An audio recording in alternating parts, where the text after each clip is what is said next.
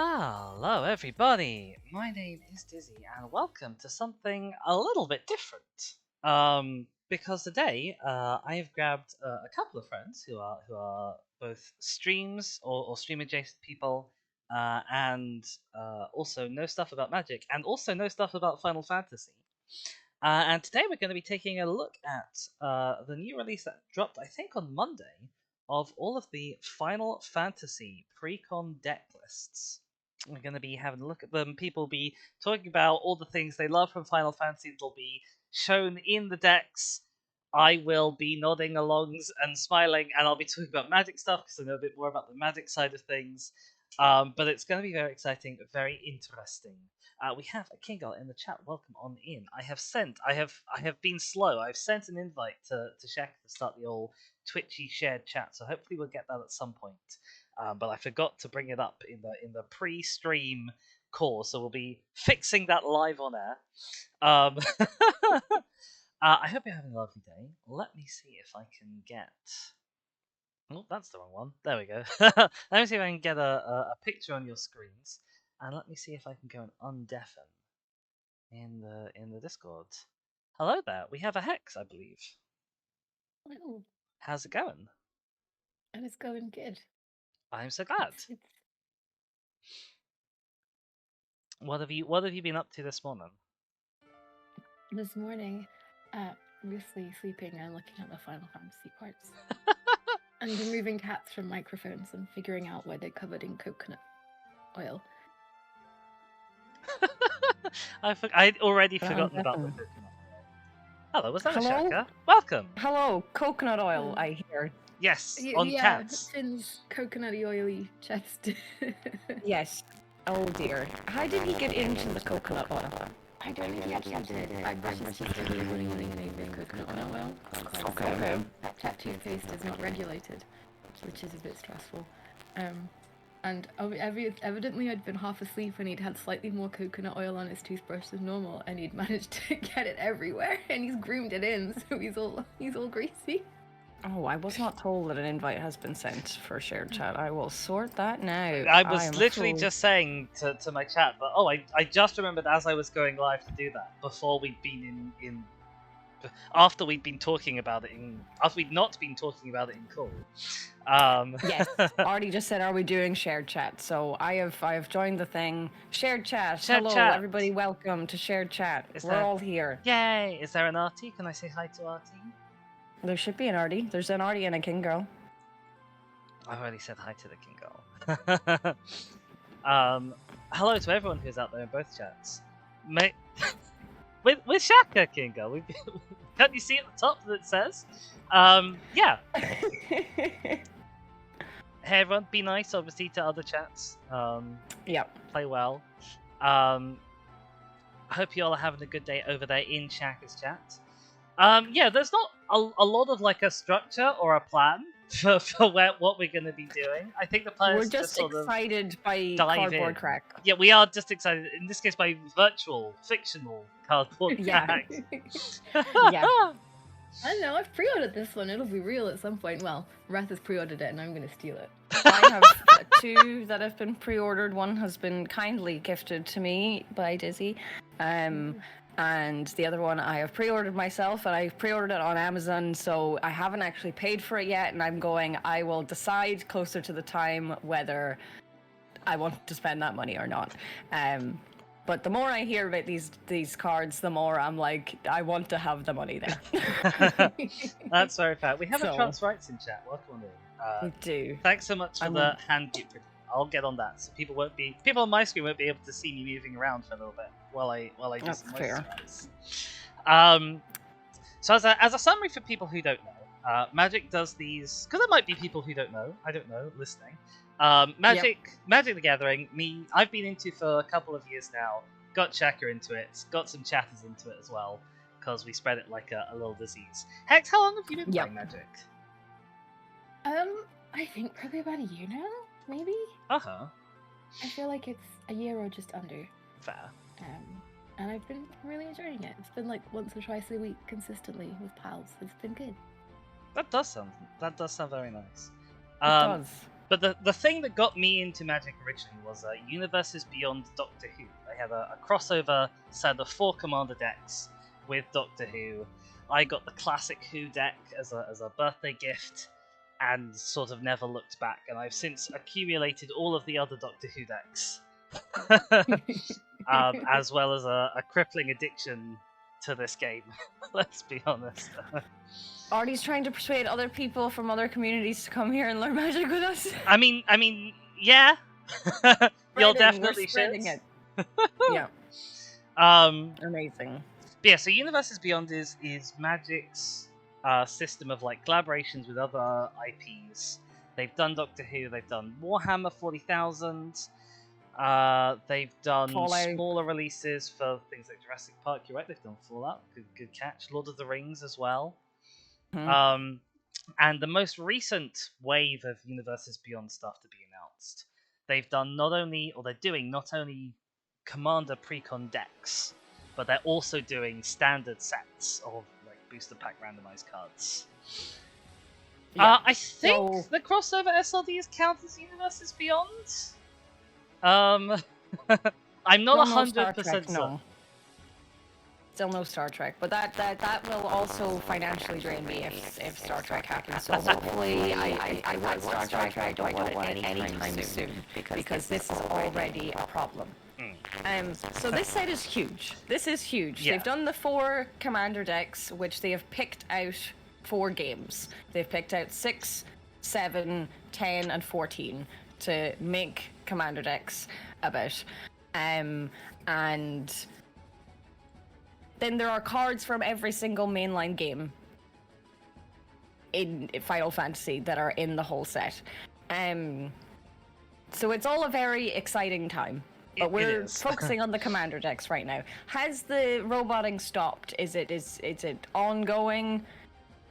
I don't know how we fix this. Yeah. It's a thing on Dizzy's end. I don't know if it's sound settings within your sound, if it's specifically it can't be your headphones, really. But it's also because I don't hear it. Yeah. It's a strange one. If it only lasts not long, we're just gonna have to deal with it. Is it just me though? That's the thing. You've only heard me speaking. It could also be Hex, which means because if it's just me, it might be a me problem. But I don't know. I'd be astonished if it was a you problem, considering that I don't hear it, and presumably your viewers don't hear it, so it's not a you mic problem. Yeah. But yeah, so that's the general thing about the. Sorry, I've started to move on. No, I don't know okay. if you want to talk about the sound issues again. I don't think there's a lot that we can do on the sound issues thing. Unfortunately. I will continue to chatter then. Considering sometimes Dizzy's music also crackles, it's probably not just you though. Okay, well I wasn't aware of that before. I thought we'd fixed the me music crackles. Interesting. Okay. That is interesting. I'll have to fiddle with that, but that'll be a longer term problem, I think, to fix. But yeah, there are cards from every single mainline Final Fantasy game. We are focusing on the commander decks today because that's the Magic that we play. I know nothing about Final Fantasy VI. Literally nothing. It's here. We're gonna talk about the cards though. But I know nothing about it, so there's no things that are gonna make me go, oh, that's really cool with the game. I know stuff about 7. And I have played 10 and I'm in love with it. And I know basically nothing about 14 other than it's an MMO. Hex, you're a resident Final Fantasy 14 expert. That's why I was pulled in, because I am the resident Final Fantasy 14 nut. And have frequently asked these two, I'm sure, whether or not they've heard of critically acclaimed MMORPG Final Fantasy 14. I mean, I've certainly heard of it. And the free trial too, I'm sure. But I've played 14 since Stormblood, so several expansions now, and I've raided every tier and done all the Eureka stuff. So I have a lot of love for the game. So I don't know what any of these cards do yet. I've not read that far, but I have been admiring the artwork. So Yeah. And one of the Okay, so yeah, about Sid. There is a Sid character in basically every Final Fantasy game, and they've made 15 Sid cards, like Sid arts. They're the same card. They're the same card, but there are 15 arts of Sid. There are different Sid cards, but they have like different creature types and things. But of one specific Sid card, they have made 15 different arts. Yep. So it's wild. To my I understanding, don't believe you- any of them are going to appear in any of these decks. I think those are all in the main set. Not those Sids, but there is a Sid in one of these decks. As far as I'm aware. Interesting. But it's like a different card to those 15 cards. To my understanding, you're allowed all 15 Sids in one deck as well. Yes. Yes. He's got a little text. In fact, so I can go over. I've got a little Scryfall window. Also, I think we I just can had show about you. 4 hours ago some Final Fantasy secret layers announced. I'm sorry, what? About 4 hours ago, apparently, there was some Final Fantasy secret layers announced. I'm going to combust. Nothing 14 related, though. Secret layer. I'm just showing off all the Oh, different dear. Sid arts that there are on Scryfall. There's a lot, and I don't know who any of these people are. Presumably they're all the same people, but I know nothing about any of them. Shaka, or Hex? Can you send me over the link to the secret lair announcement? Because this is basically breaking will. news as far as I'm concerned.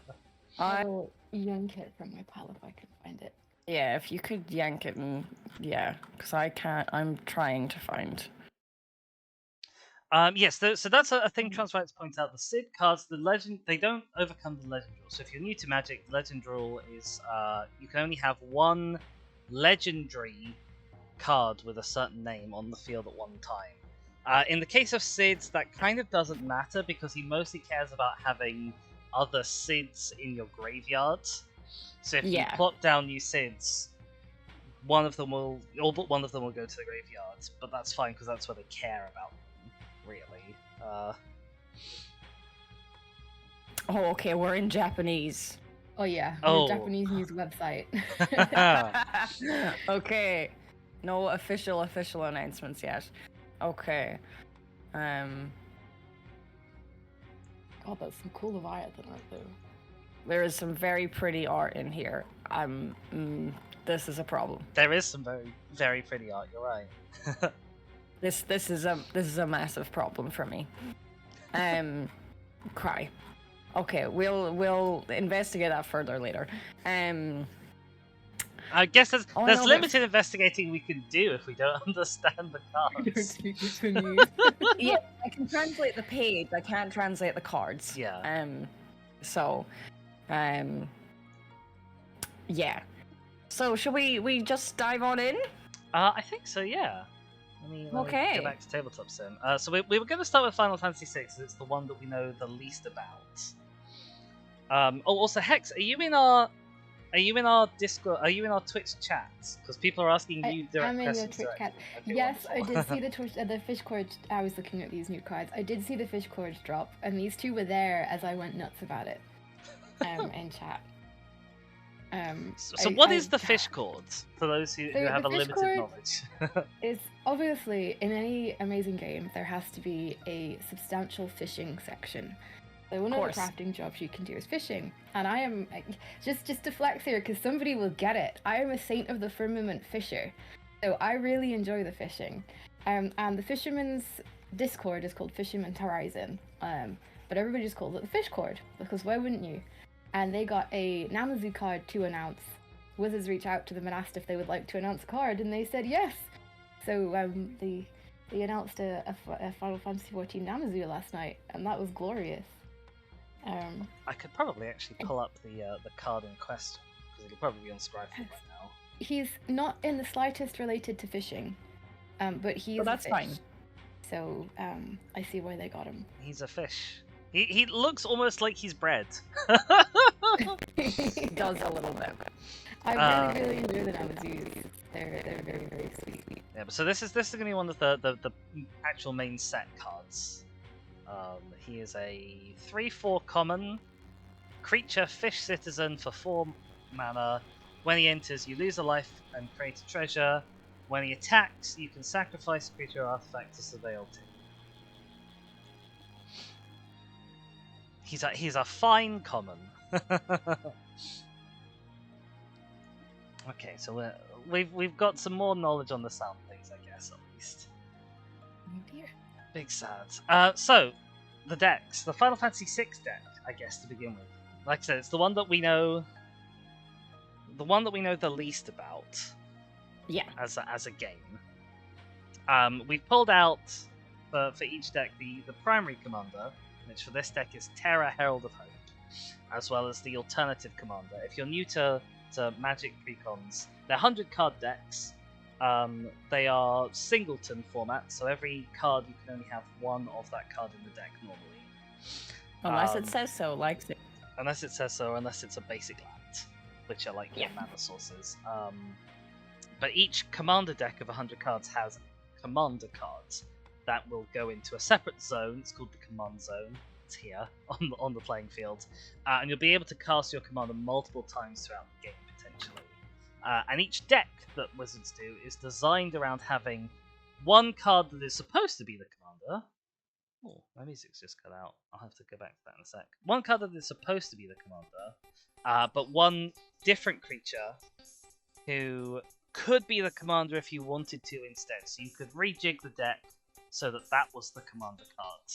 And they'll normally work more or less just as well with the deck. And normally, the decks will have sort of two kind of themes going on, one of which works best with one commander, and the other of which works best with the alternate commander. But they've been doing that a little bit less and making the two commanders more synergistic with each other recently.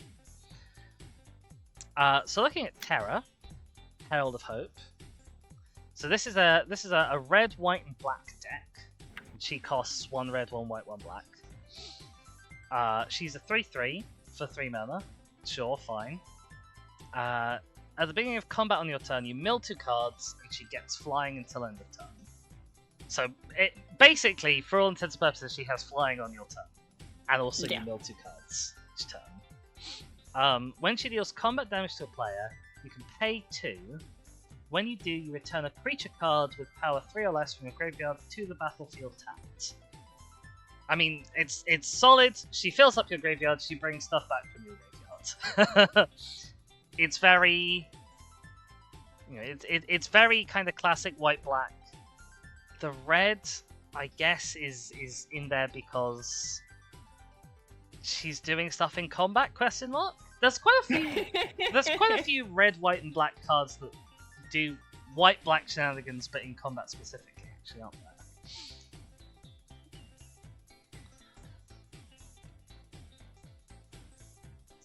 So I'm looking at this card with no prior knowledge of the deck. I'm assuming this is going to be a deck around either like enters abilities, because you can bring creatures in and then sacrifice them to get them into the graveyard and then bring them back again with Terra, or it's going to be about loading up your graveyard with stuff and doing lots of graveyard shenanigans, and probably it's going to be a synergy of the two. The only real strategy, that one. If you're doing anything else, you're not doing it right. The alternate commander is Celes Rune Knight. So these are both human wizards. Terra is a human wizard warrior. Celes is a human wizard knight. She is 4 mana for a 4/4.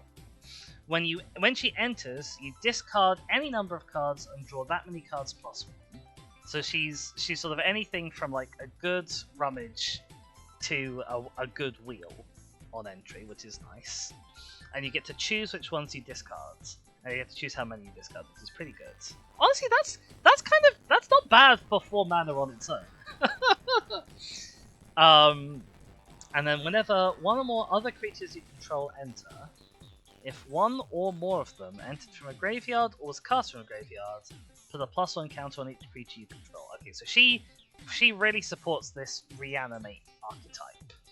You want to cast cards from a graveyard or bring them back from a graveyard directly to the battlefield. She'll make them smaller. Oh no, she doesn't make them smaller. She makes everything's stronger. It's all +1 counter on Literally everything. each creature you control. Oh wow, okay. Yeah.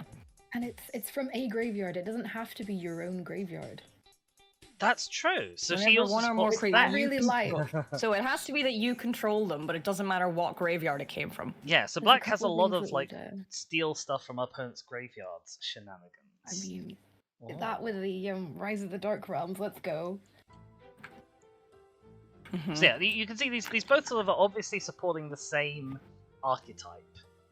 They're both pretty good returns on the mana that you pay for them. Terra, you'll be able to get her ability the turn you play her, because you'll just play her in your first main. Welcome in, Dragua, in the chat. How's it going? Hello, Dragua. Just for 6 and 7, it's gonna be very Magic focused. This is what's happening in Magic. This was what this card does. Whenever me and Hex start talking about 10 and 14, we're gonna be the biggest nerds about both Magic and mostly the games. Like, this is so cool, it ties in with this thing. So this is gonna be very, very factual knowledge Magic things for the first 2 decks, and then suddenly it's gonna be me and Hex going kind of crazy, I think. That's my expectations for this. Like, just looking at both of these cards, like, I'm not a big player of the sort of aristocrats reanimate kind of archetype, mostly because I'm very bad at getting my head around the playstyle more than anything. But both of these look like very solid commanders for that. That like, I would consider playing either of these if I wanted to play that archetype. Hex, you are our graveyard shenanigans main. I do enjoy the graveyard shenanigans that these guys offer. I don't tend to play. I can't say I don't tend to play 3 colors because I play a lot of Opulent Outlaw Olivia, who is exactly these 3 colors. But yeah, I do enjoy the returning creatures. The paying 2 to return a creature is big because there's only so many like one-off bring a creature back, so you can. Again, I can't say that I've been playing DC and sacrificing everything to return everything again this week. So yeah, no, I like them, and it's red, so you can throw some extra combat. I'm not sure you want to throw extra combats in there. You can throw some extra combats. You can throw some double strike on it because to. it's whenever she deals combat damage. Yeah. And red and white are the ones for double strike as well. Yeah. And 2 mana is pretty good return for power 3 or less. Yeah. You know, like you struggle to get a power 3 creature for 2 mana when you're just casting it normally. Yeah, exactly. So there will be some shenanigans going on with that, I think. You'll want to load them with ETBs as much as anything else, won't you? So yeah, I'm thinking this is sort of ETB and then sacrifice. Well, as somebody who's been playing a ton of Shirei this past 2 weeks, that is king. That is genuinely king. And because of how the effect is worded, you can actually, if you have an instant speed sack outlet, you can wait until Terra has connected and your sack is and Terra's ability is on the stack, and then you can sack for your sack outlet. So let's say you have is it Ashnod's Altar that sack a creature for 2 colorless? You sack it, you get 2, you pay that 2 to bring it back immediately, and you get its ETV trigger again straight away. That would be spicy. I like that. I mean, obviously, like, being good with Ashnod's Altar is not a difficult metric to pass. Ashnod's Altar is good with a lot of things. But there's a bunch of other. I mean, there's no end to sack outlets, is there? Here's a there is a question: bunch of are other there things. any creatures that are enters extra combat triggers? I don't know of I don't any. know. The only creature extra combat triggers I can think of are stuff like Combat Celebrant, Bloodthirster, Karlach, where you have to sort of be swinging them, or you have to at least be swinging something Yeah. to get the combat.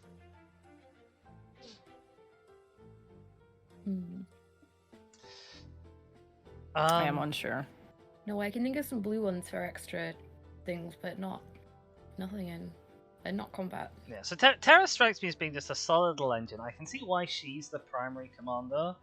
Yeah. You could absolutely build Celes, she'll be great as well. I suppose the difference with Sellers is you have to find other ways of bringing stuff back. Because Yeah. she doesn't do it on her own.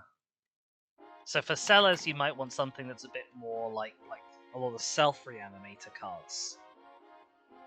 Things like your what's the is it like Skeleton Lieutenant or something? You can just cast it from your graveyard every time. He just comes back. Yeah. He just comes back. Or Nether Traitor. Whenever something else returns from the graveyard, you can pay 1 black to bring that back. Oh, that's extra spicy. Yeah.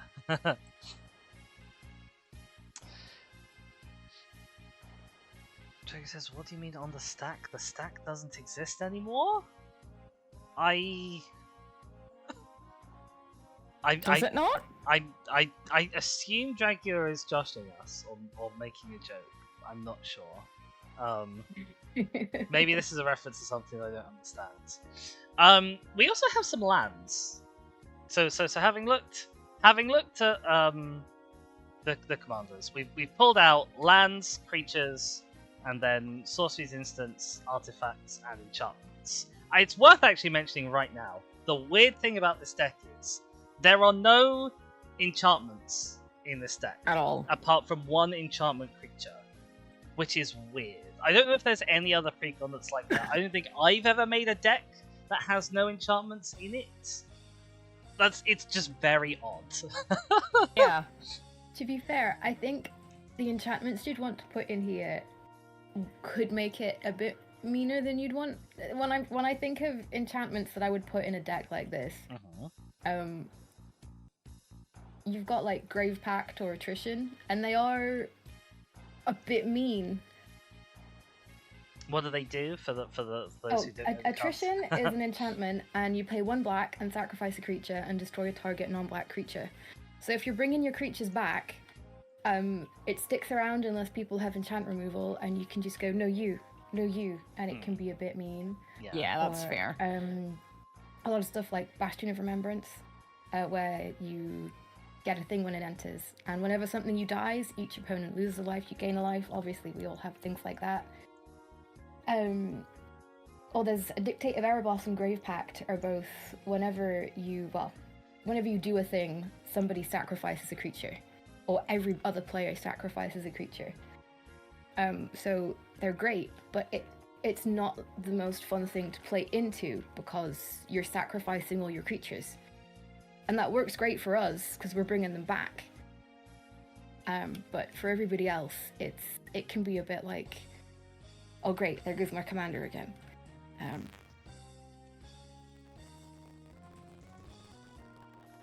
I get a little bit you put in it like that, but that's what I would put in here. What are the And other? we I'm don't trying to obviously think of some correct other you, yeah. like aristocracy style precons, because there's the Ixalan one. It's maybe the most recent one that's in that sort of archetype. I'm gonna have a quick check to see what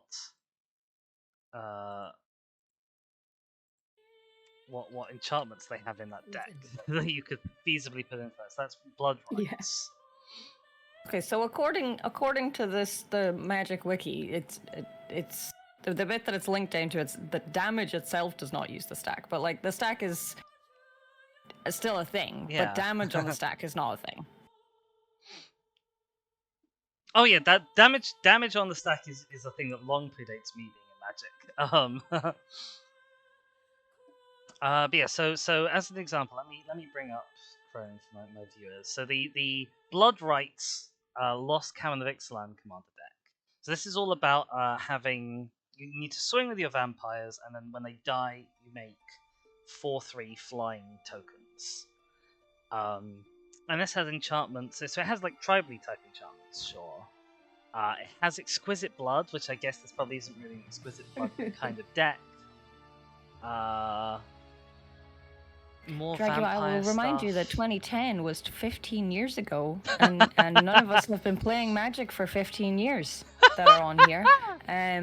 So you know, I've been playing for less than a year. Just like I'm aware that you have. That's okay. That's fine. You are a seasoned veteran of Magic in comparison. But yeah, I've never known about damage on the stack being a thing because it was 15 years ago that it was gone. Sorry, you were on a roll, Dizzy. I was just saying that you could definitely find some not like too heavily stacksy sack outlet enchantments. We all have not all been playing Magic since the 90s. Oh goodness, I was not old enough to play Magic in the 90s. My current boss used to play Magic in the 90s.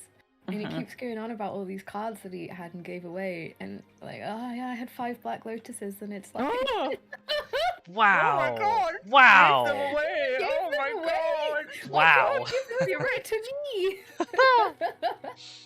Oh. Oh my god! Dear lord. You started with Ravnica. Oh wow, we have some real veterans. These people in the chat should be the ones doing the stream. Yeah, you. I mean, I'm just here to fangirl over Final Fantasy existing in Magic. Like, I know nothing about Magic in comparison to most people. Like, so. Which is why you two are doing most of the talking right now. On the subject of fangirl, and let's move on to the lands because the basic lands are really pretty in this. And one of the things I find really interesting is, rather than go for sort of... So I was discussing this a little bit with Shaq before the stream, but they don't have, like, commander sets. So there's a little set token, set icon, on each card, if you're new to Magic cards. They have these set icons, and the set icon for this one. Final Fantasy commander is this little chocobo. It comes in different colors according to rarity. It's this little chocobo. But they don't have Final Fantasy commander lands in decks, it looks like. They are using lands from the main set, which has this different icon, this little FF and then a gem, question mark? It looks kind of like a rupee from Zelda to me, but... Yeah. But yeah, so instead of having sort of normal lands on a normal style card, they're actually giving us full art lands in the commander decks, which, I mean, it's lovely. I love full art lands. They're amazing. They're wonderful. I would absolutely love to have a deck full of full art lands at some point. But I'm just so surprised. I mean, they're gorgeous looking. I have no idea. This is from Final Fantasy VI, this fountain. Obviously, I don't recognize the scene, but it's just so pretty. So, for the whole set, they've released 3 full art lands of each land type. So there are 3 different full art plains, islands, forests, etc., etc. So as far as I'm aware, because we've pulled these decks from Moxfield, if the game has a land associated with it, it's picked the land for that game, as far as I'm aware. Yes. And so I can actually show, because the Magic have put up their own sort of official announcement of these decks, which I will get on the screen for peeps who are watching mine. And so you can see some of the cards that we'll see will have like the quote unquote wrong art, just because Moxfield has newer version doesn't have like the most accurate up to date versions of these quite yet. I guess it's because they were just a really new announcement. So not everything is 100% as it should be. But these are the correct mountains that Wizards have said are going to be in them. Like, all these sort of lovely full arts. The plains! Oh my goodness, I don't know if we've got the correct plains art on Tabletop Sim. We do have the correct plains art on Tabletop Sim as well. Yes. The plains have these gorgeous crystal structures. I have no idea what they are. No, me either, because it's from 12, so...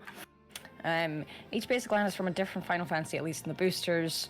3 times 15. And a waste. Oh, they have but wastes. These are specifically like, so the 3 that I mentioned, like the fact there are 3 different ones, are that there's 3 different full art ones. But as far as I'm aware, there is a different basic land from each different Final Fantasy. I just don't think that they're all full art ones.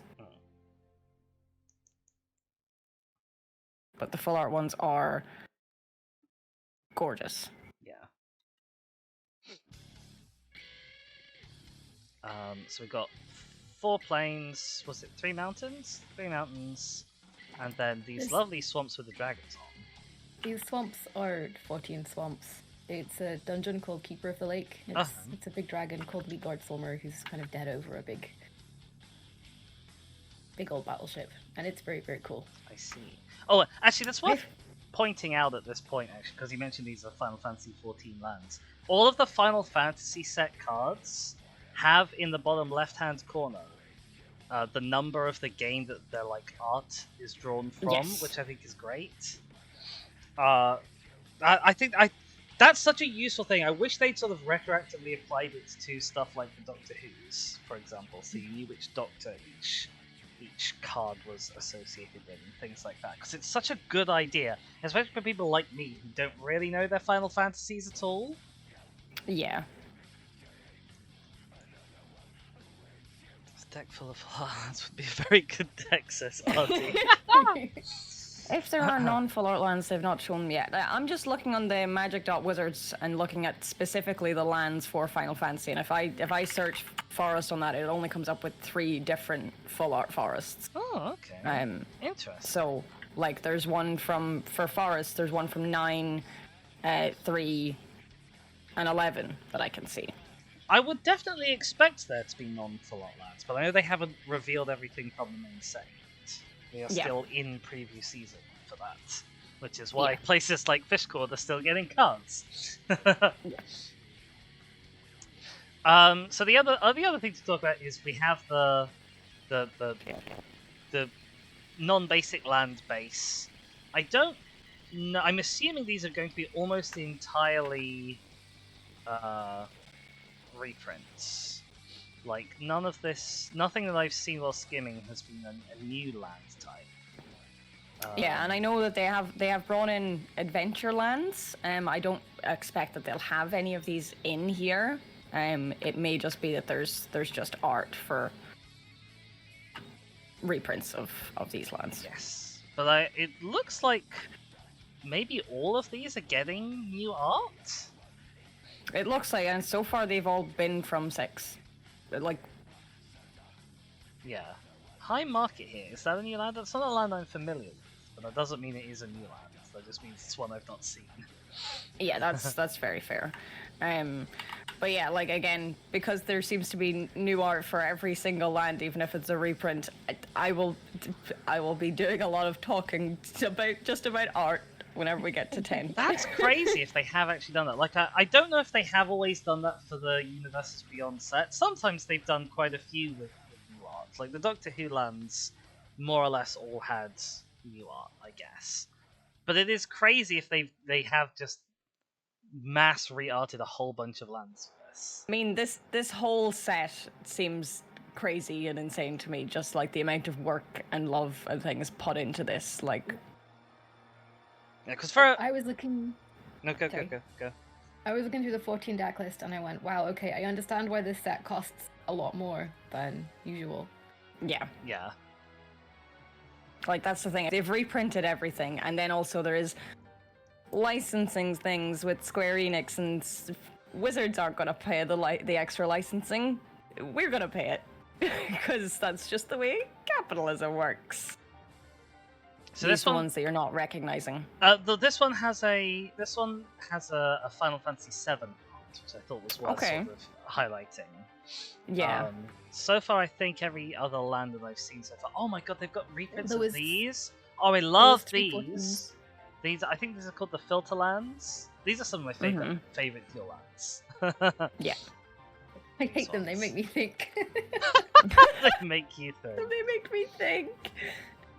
You're already playing Magic. I've been playing Mono Blue Combo recently and I love it, but oh my god, the brain power involved is too much. Oh, I didn't need to do that. Whoopsies. I've dealt you all the cards. Card. Yep, sometimes I misclick. Yeah, so normally in like a Universes Within set, you could normally expect that a couple of lands would get like a new art. So Command Tower often does these days. Path of Ancestry sometimes does. And then usually there's like a unique Soul Ring, and if you're lucky there's a unique Arcane Signet. And that's kind of it for new arts on reprints.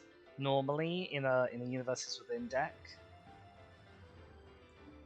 Oh, Dragula, I'm not saying they can't pay whatever they need. I'm saying they won't because capitalism. I'm saying they will make consumers pay because that's what they want to do. I'm not saying they can't. They're owned by Hasbro. They can pay anything. They're fucking rich. But then they don't make as much money, so... You know? Yeah, so a couple of like land types that I'm really excited to see is these ones that come in untapped if you have 2 or more basics. I love those. I love the filter lands as well. There's the ones which come in untapped if you reveal a basic of the right type or a land of the right type from your hands. Those are interesting ones. I don't feel like we've seen these in Commander decks recently, these 2 in particular, but I'm not certain on that. Because I haven't been up to date with all of the deck lists. Final Fantasy VI looks very like almost diesel punk from some of the art that we're seeing here. I was not expecting this aesthetic. Like this could be straight out of like Iron Harvest or Scion. This little camp with the mech walker. The guy inside even looks like he's wearing some sort of First World War Germany outfit.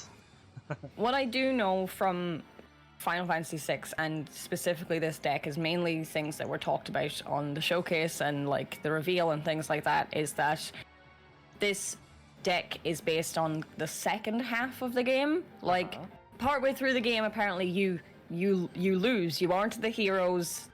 You lose, and like the second part of the game is like Terra bringing the gang back together and rising up against the people who won. And that's all to do with like reanimating and stuff like that. So that's how they've tied that in. They've not focused on the first part of the game at all, as far as I'm aware. Okay. So yeah, that is my info on Final Fantasy VI. So what I'm seeing from these is there's a lot of dual lands with basic land types, and a lot of dual lands that rely on having basic land types on your field. So like this one, 2 more basic lands, swamp or mountain in your hand, mountain or plains on the field. And we've also got 10 basics in the deck. I can't remember. I feel like that's a little bit low on basics compared to the Doctor Who ones, which is sort of my like baseline. I'm gonna have a quick check on Moxfield of how many basics are in each of the Doctor Who precons.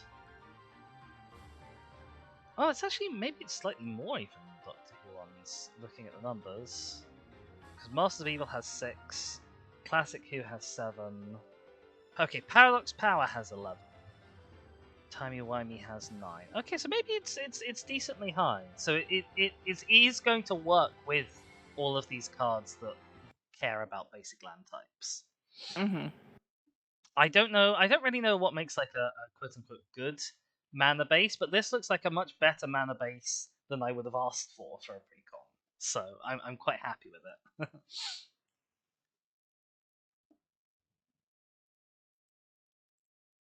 Squishy Shock. Oh, welcome on in Squishy Shock. How's it going? You believe the 40k decks were also all brand new prints?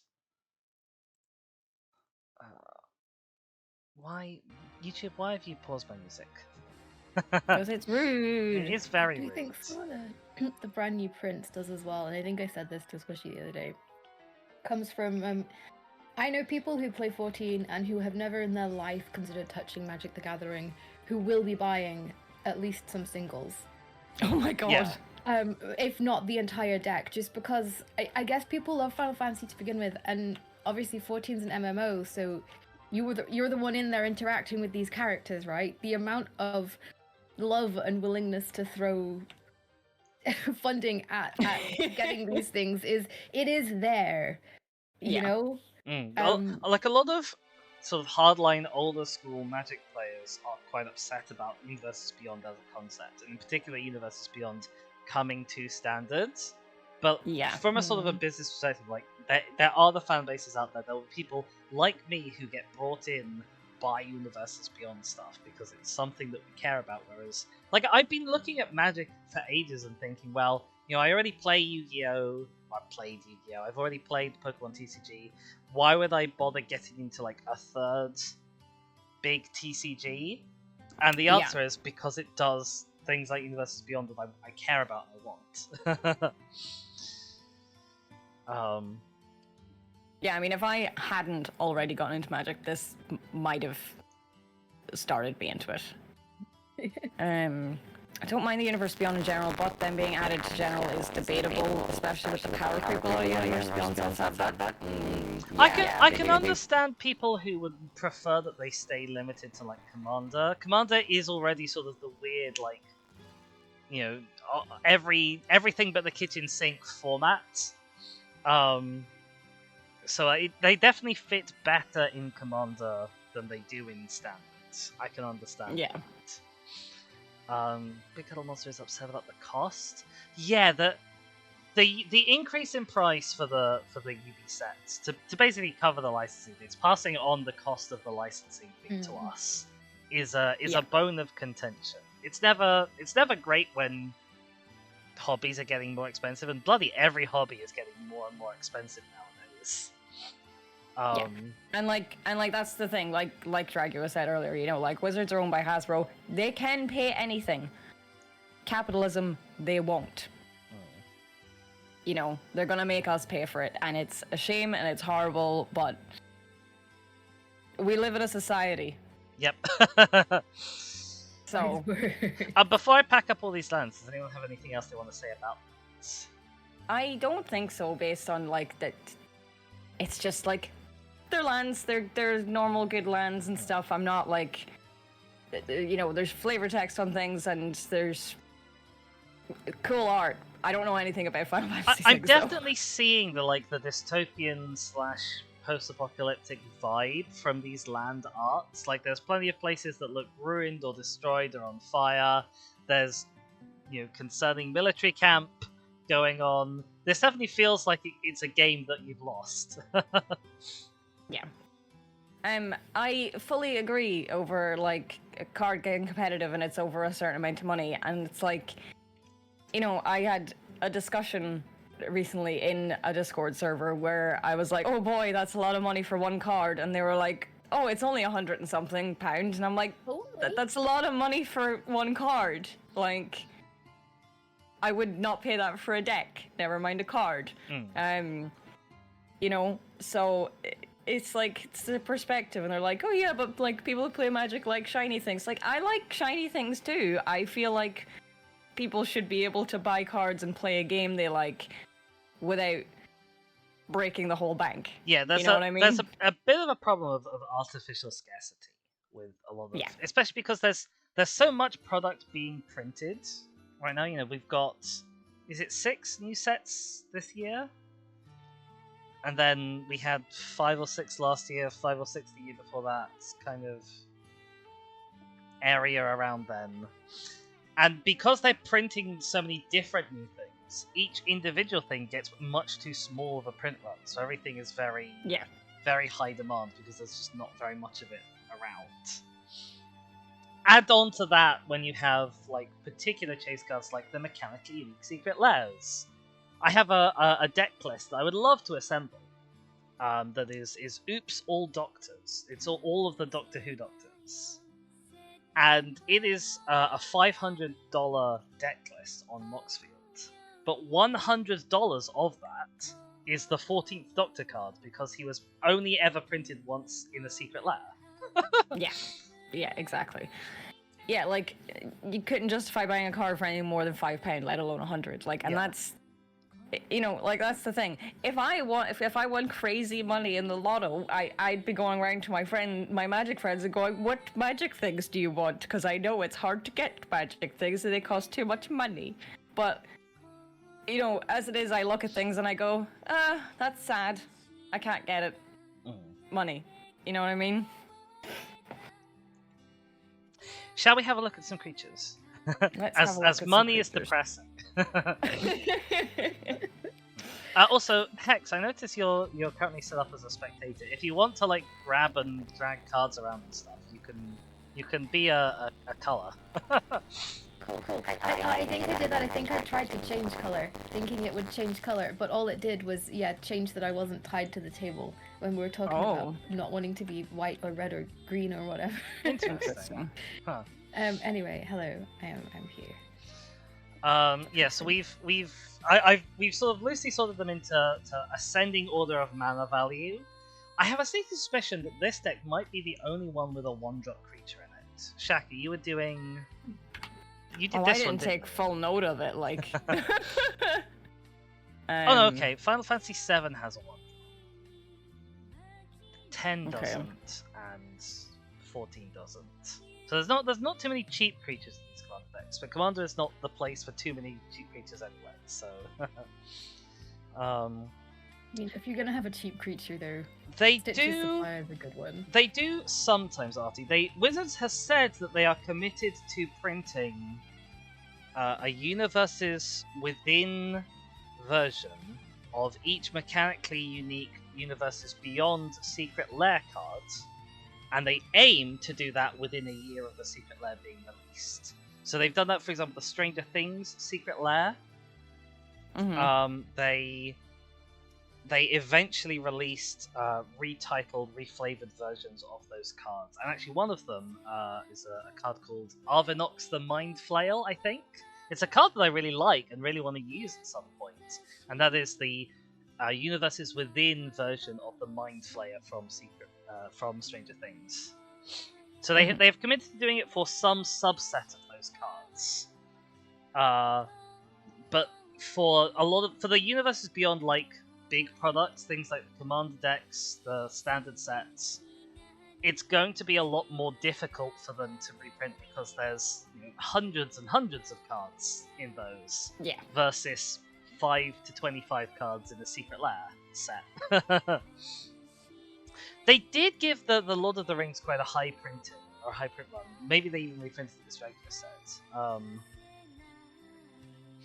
Which was good. And you can still buy Lord of the Rings packs. Like, you can't even buy... Like, I went into my local game store in February, I think it was, looking to buy an Ixalan booster pack. And Ixalan is still standard legal, was still standard legal at the time. I can't remember if it still is. And you couldn't buy an Ixalan booster pack, but you could buy a Lord of the Rings booster pack. It's like the only universes beyond to get a decent print run. Yeah. The Doctor Who decks, I've been after collecting all of them, and it's been a real nightmare because, everyone knows they're not going to get reprinted, and so all of the resellers have them. All of the sort of the scalpers of it have bought them. They're selling them as resellers for twice the price, 3 times the price that you would buy them at retail. I like scalpers are a separate problem that a lot of hobbies has, but they are something that Wizards could at least address with more print volume. Yeah. Similarly, I want some of the Ixalan Commander decks. And I started looking for the Ixalan Commander decks only about 6 months after they were released. And there weren't any, and there haven't been any since. They're just not available at retail price. You can only get them from resellers for 100% markup. Artie was thinking about a different thing, like the old, really expensive ones. Like, oh, so the old, really expensive cards are often ones on what's called the reserved list. Wizards made a specific commitment for a specific set of cards for reasons that are completely beyond me, saying we promise to never reprint these certain cards. But, like, there's no printing of a different card that does a similar or the same thing. No, for those, there's no plans to do a mechanically identical but different named card of them. Right. And all of the really expensive, like, reserved list cards, they're generally too powerful for modern Magic anyway. Half of them are on the banned list for whatever format. So you probably wouldn't really want them to release a new version of it anyway. Something like Black Lotus, as the example that was mentioned earlier. Like, it's just a very strong card. Yeah. This Final Fantasy set is printed to your local game store getting 4 times their normal order. That is good if they do actually manage to get their hands on it. I know in the past for some high demand sets, game stores have like put in certain order volumes, and they've not been able to meet the order volumes that the stores have been after. I guess everyone and their mother could have seen coming that Final Fantasy was going to sell well, so maybe they will finally have printed enough. It will be nice. Hopefully. Creatures. Stitcher Supplier. I should actually have a check up to see if any of these are reprints. He's a reprint. I run him in a bunch of stuff. It's a guy with a wheelbarrow usually. Because what I can do if I'm on Scryfall, I'll let people in on what the search is I'm doing. I'm gonna run looking for Final Fantasy Commander cards, and then find all of the ones that are reprints. And then, so there's apparently 208 of the cards in these decks are reprints. Now, a lot of those are gonna be lands. Can I say maybe minus type land? Oh, okay. It's literally just a piece of cardboard. Hasbro print more. Yes. Yep. Alright, so there's 139 reprints across non-land cards in these decks. So that's a decent number. I'm guessing most of these are going to be those are going to be sort of your staples, stuff like the Swiftfoot Boots, your Farseeks, your Sol Rings, etc. But it will be interesting to see them as we go along. Stitch Supplier, he mills you. He loads up your graveyards. Terra loves that. He's very simple and lovely. And you can bring him back and do it again, and it's good stuff. Another mill card. Oh yes. Yeah, another mill card. Tap mill yes. cards. Hex sounds happy about this. He's a mana dork where you mill a card to get your mana for 2 colorless. Lovely. Beautiful. Not a lot of notes, but it works well. We have Bannon, the Returner's Leader. He's a human cleric rebel. 1/3. Once during each of your turns, you may cast a creature spell from among cards in your graveyard that were put there from anywhere other than the battlefield this turn. Anywhere other than the battlefield. So that's your milled cards. Yeah, that's your milled cards. You've milled them. Yeah. Or your discarded cards for stuff like sellouts. It's like totally useless. Like, you know, it works. It works in certain instances. Like it helps your commander in this instance. You want things in your graveyard. Milling will help you with that. But offensive mill is pretty rough in Commander. I mean, Hex, you run a mill deck. I run like 4 mill decks. Both myself and everyone else. Oh god. Yeah. Hex will mill herself, and she'll also mill everyone else to death. Yes. So yes. But milling Commander tends to be basically sort of a combo win, doesn't it? You can do the combo wins. That's my big Emery deck that I've been running recently. The gimmick is you get like Altar of the Brood out, which every time you play a permanent, everybody mills a card except you.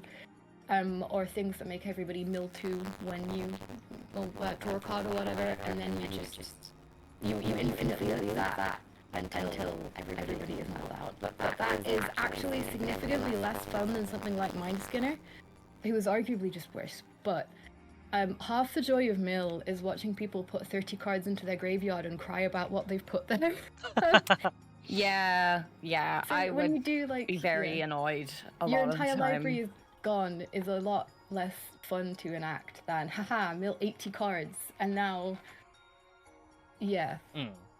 I like mill as like a battle of attrition mill is what I'd want a mill deck to be rather than a combo deck. Something like Mindskin is what I would want to play. I have made a deck list. It's not very successful. With the 5th Doctor and Persistent Petitioners as a mill deck. It's a bad deck, really. It's not great. I know I say that about a lot of decks I make, but I'm sure this one is a genuinely much worse deck than the other decks I make. Because it is a rough game out there trying to slowly mill people in Commander. Everyone's got 100 cards, and there's 4 of them. they just go get rid of that person first, and then there's no bargaining with people when you're like, yeah, next time I'm gonna hit you, and you're gonna mill. 10 cards each at a minimum. Yeah. You can't, there's no bargaining with that. There's no, hang on, we should deal with someone else first. But the self-mill is big. The self-mill for, like, I run Stick Fingers is big self-mill. I think Dragio, what's the full name of the card? Because I can get it up in... There's Scryfall bot in Discord. Oh, that's true. It's Zadek, Lord of Secrets. So the strange spelling of Zadek. Lord of Secrets. If I can spell... Is there like a comma or anything anywhere? Yes. It's Zadek, Lord of Secrets. Lord of Secrets. I like the idea of this card. He's quite mind-skinnery himself. But I don't think he does a lot for 7 mana. I'm sure you can get a 5/5 flyer commander who will kill opponents more quickly in commander for less than 7 mana. You can just kill them with commander damage. Mill's a really interesting archetype as well because there are some players who really hate being milled. Yes. Like far more than the actual tactical value of that mill gains the person who mills them. Yeah. You end up drawing way more aggro than you need to, even if you're just milling 1 or 2 cards for everybody, because people go, oh my goodness, my board wipe. And you might never have drawn into that. You didn't know that was what you were going to draw, right? That could have been on the bottom. Yeah. But it's now in my graveyard and I'm annoyed about it, and so it slips through your go fingers. away. Yeah. Yeah, exactly, Dragua. He's fun. You find him fun, and isn't that the most important part? Like, fun. Yeah, so self-mill is an interesting archetype because, like, one of the when I was playing Yu-Gi-Oh back in the sort of the 2010s, what Yu-Gi-Oh started to have real format problems when the graveyard became more of a resource than a hindrance. Like, I don't know. I think Magic has always sort of had like graveyard as a resource kind of baked into it, but Yu-Gi-Oh went from the graveyard is a bad place, you don't want things in the graveyard, to the graveyard is a good place, you want to put things into the graveyard. And that transition really like upset Yu-Gi-Oh!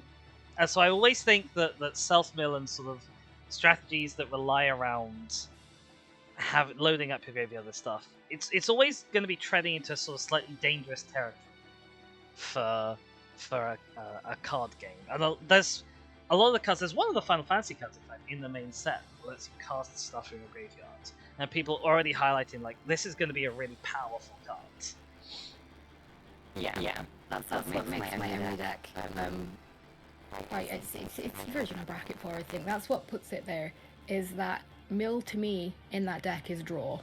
I have 3 or 4 different infinite combos that I'm fishing for. And my game plan is I'm going to mill my entire library until I find these cards and then return them for free from not for free, but return them from the graveyard, pick and choose the bits that I want. And then I've got ways to bring back the creatures that aren't artifacts and stuff. So my game plan is just self-mill myself until I hit what I want. And that's why because it's a lot easier to mill a card than it is to draw a card. Yeah. So obviously if I get hit by a Vajuka Bog, I can't counter that. I can't even counterspell that. I'm over. It's gone. I'm out.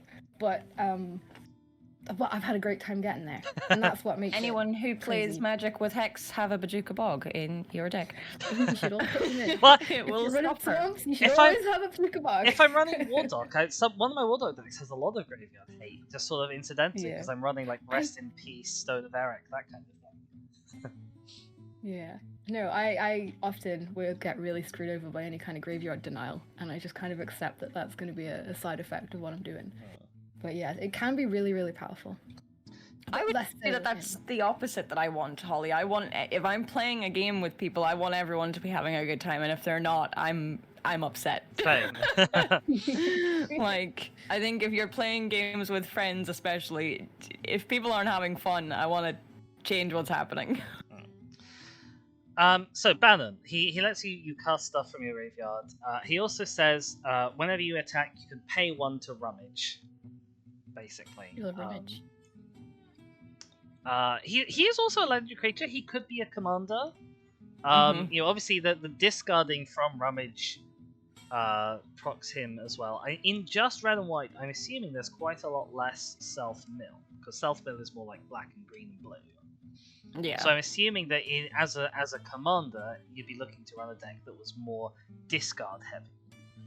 Yeah. Ironically, you say this, and I'm looking at him and thinking this might be the one I turn into my white mill deck. Oh, maybe. Oh my god. I'm trying to make a deck in every color that mills everybody else as the game plan. Wow. Because you don't expect to play into the white deck and they mill you out, do you? So, yeah.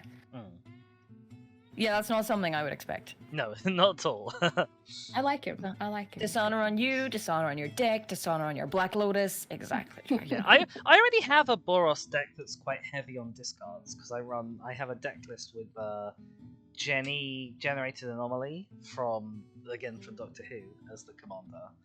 And it's unfortunately it's more Voltronly and less discardy than I would like it to be. But it's based on a deck list that is very discard heavy. And I really like as an idea and a concept of Boros discard madness. In Jenny's case, it's more like land discard, but for him, it's just just discard as much as you can. We have a Priest of Fell Rights, who is white black, 2/2, tap and pay 3 life, sacrifice this creature, return target creature card from your graveyard to the battlefield, activate it as a sorcery. So he's a 2 cost, he's a 2 power that can get out something bigger than him for the cost of 3 life. And he's also a valid Terra target. So with him and Terra, he lets Terra sort of almost effectively get back creatures of any size.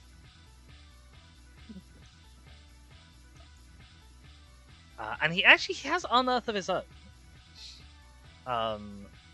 He lets you get him back himself. With haste. Which is interesting, actually, because you can unearth him. Oh yeah, you exile him if he would leave the battlefield. Okay, so you can unearth him and then immediately pay 3 life to get back something else for the 5 mana that his unearth cost is. Which is potentially still a good deal, as you can get back basically anything. I don't know if this is a reprint. I'll have a quickie look. Priest. Okay, so this is another reprint. He's originally from Modern Horizons. So Modern Horizons is a bunch of sets that are known for having sort of powerful cards in them, and this is no exception. Oh my goodness! I keep trying to just grab the top cards, and Tabletop was like, "Nope, you must have the whole stack."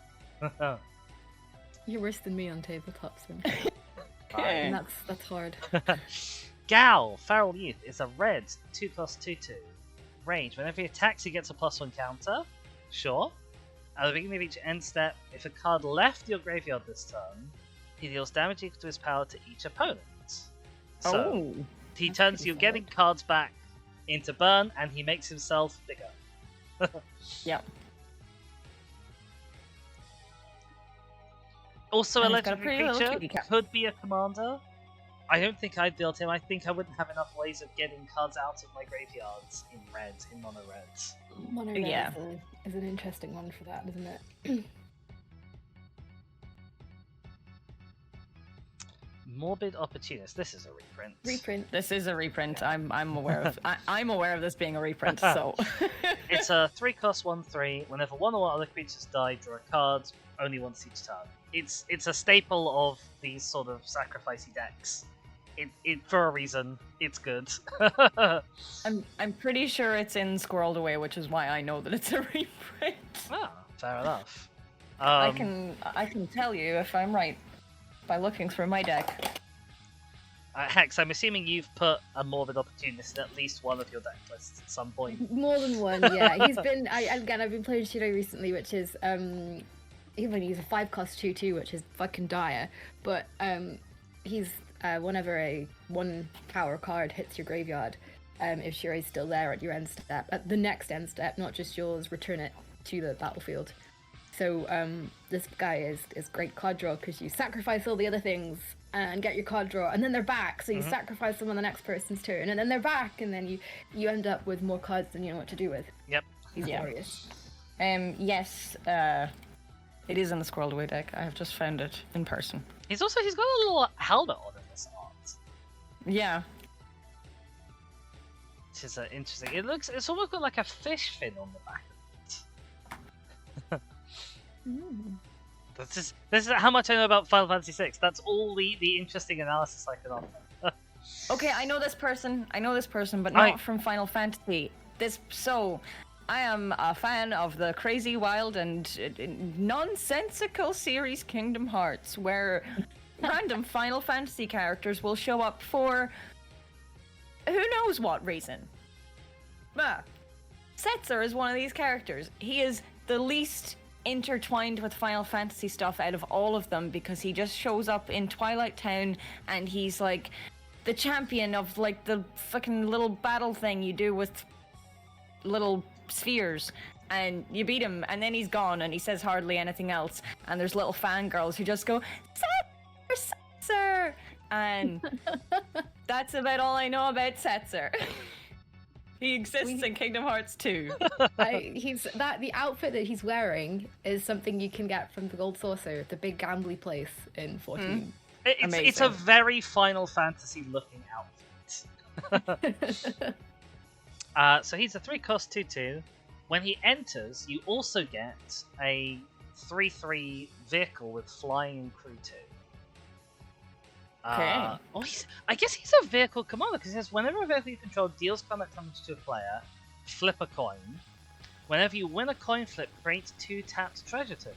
Okay, so he supports actually like both a vehicle archetype or a coin flip archetype, or both potentially.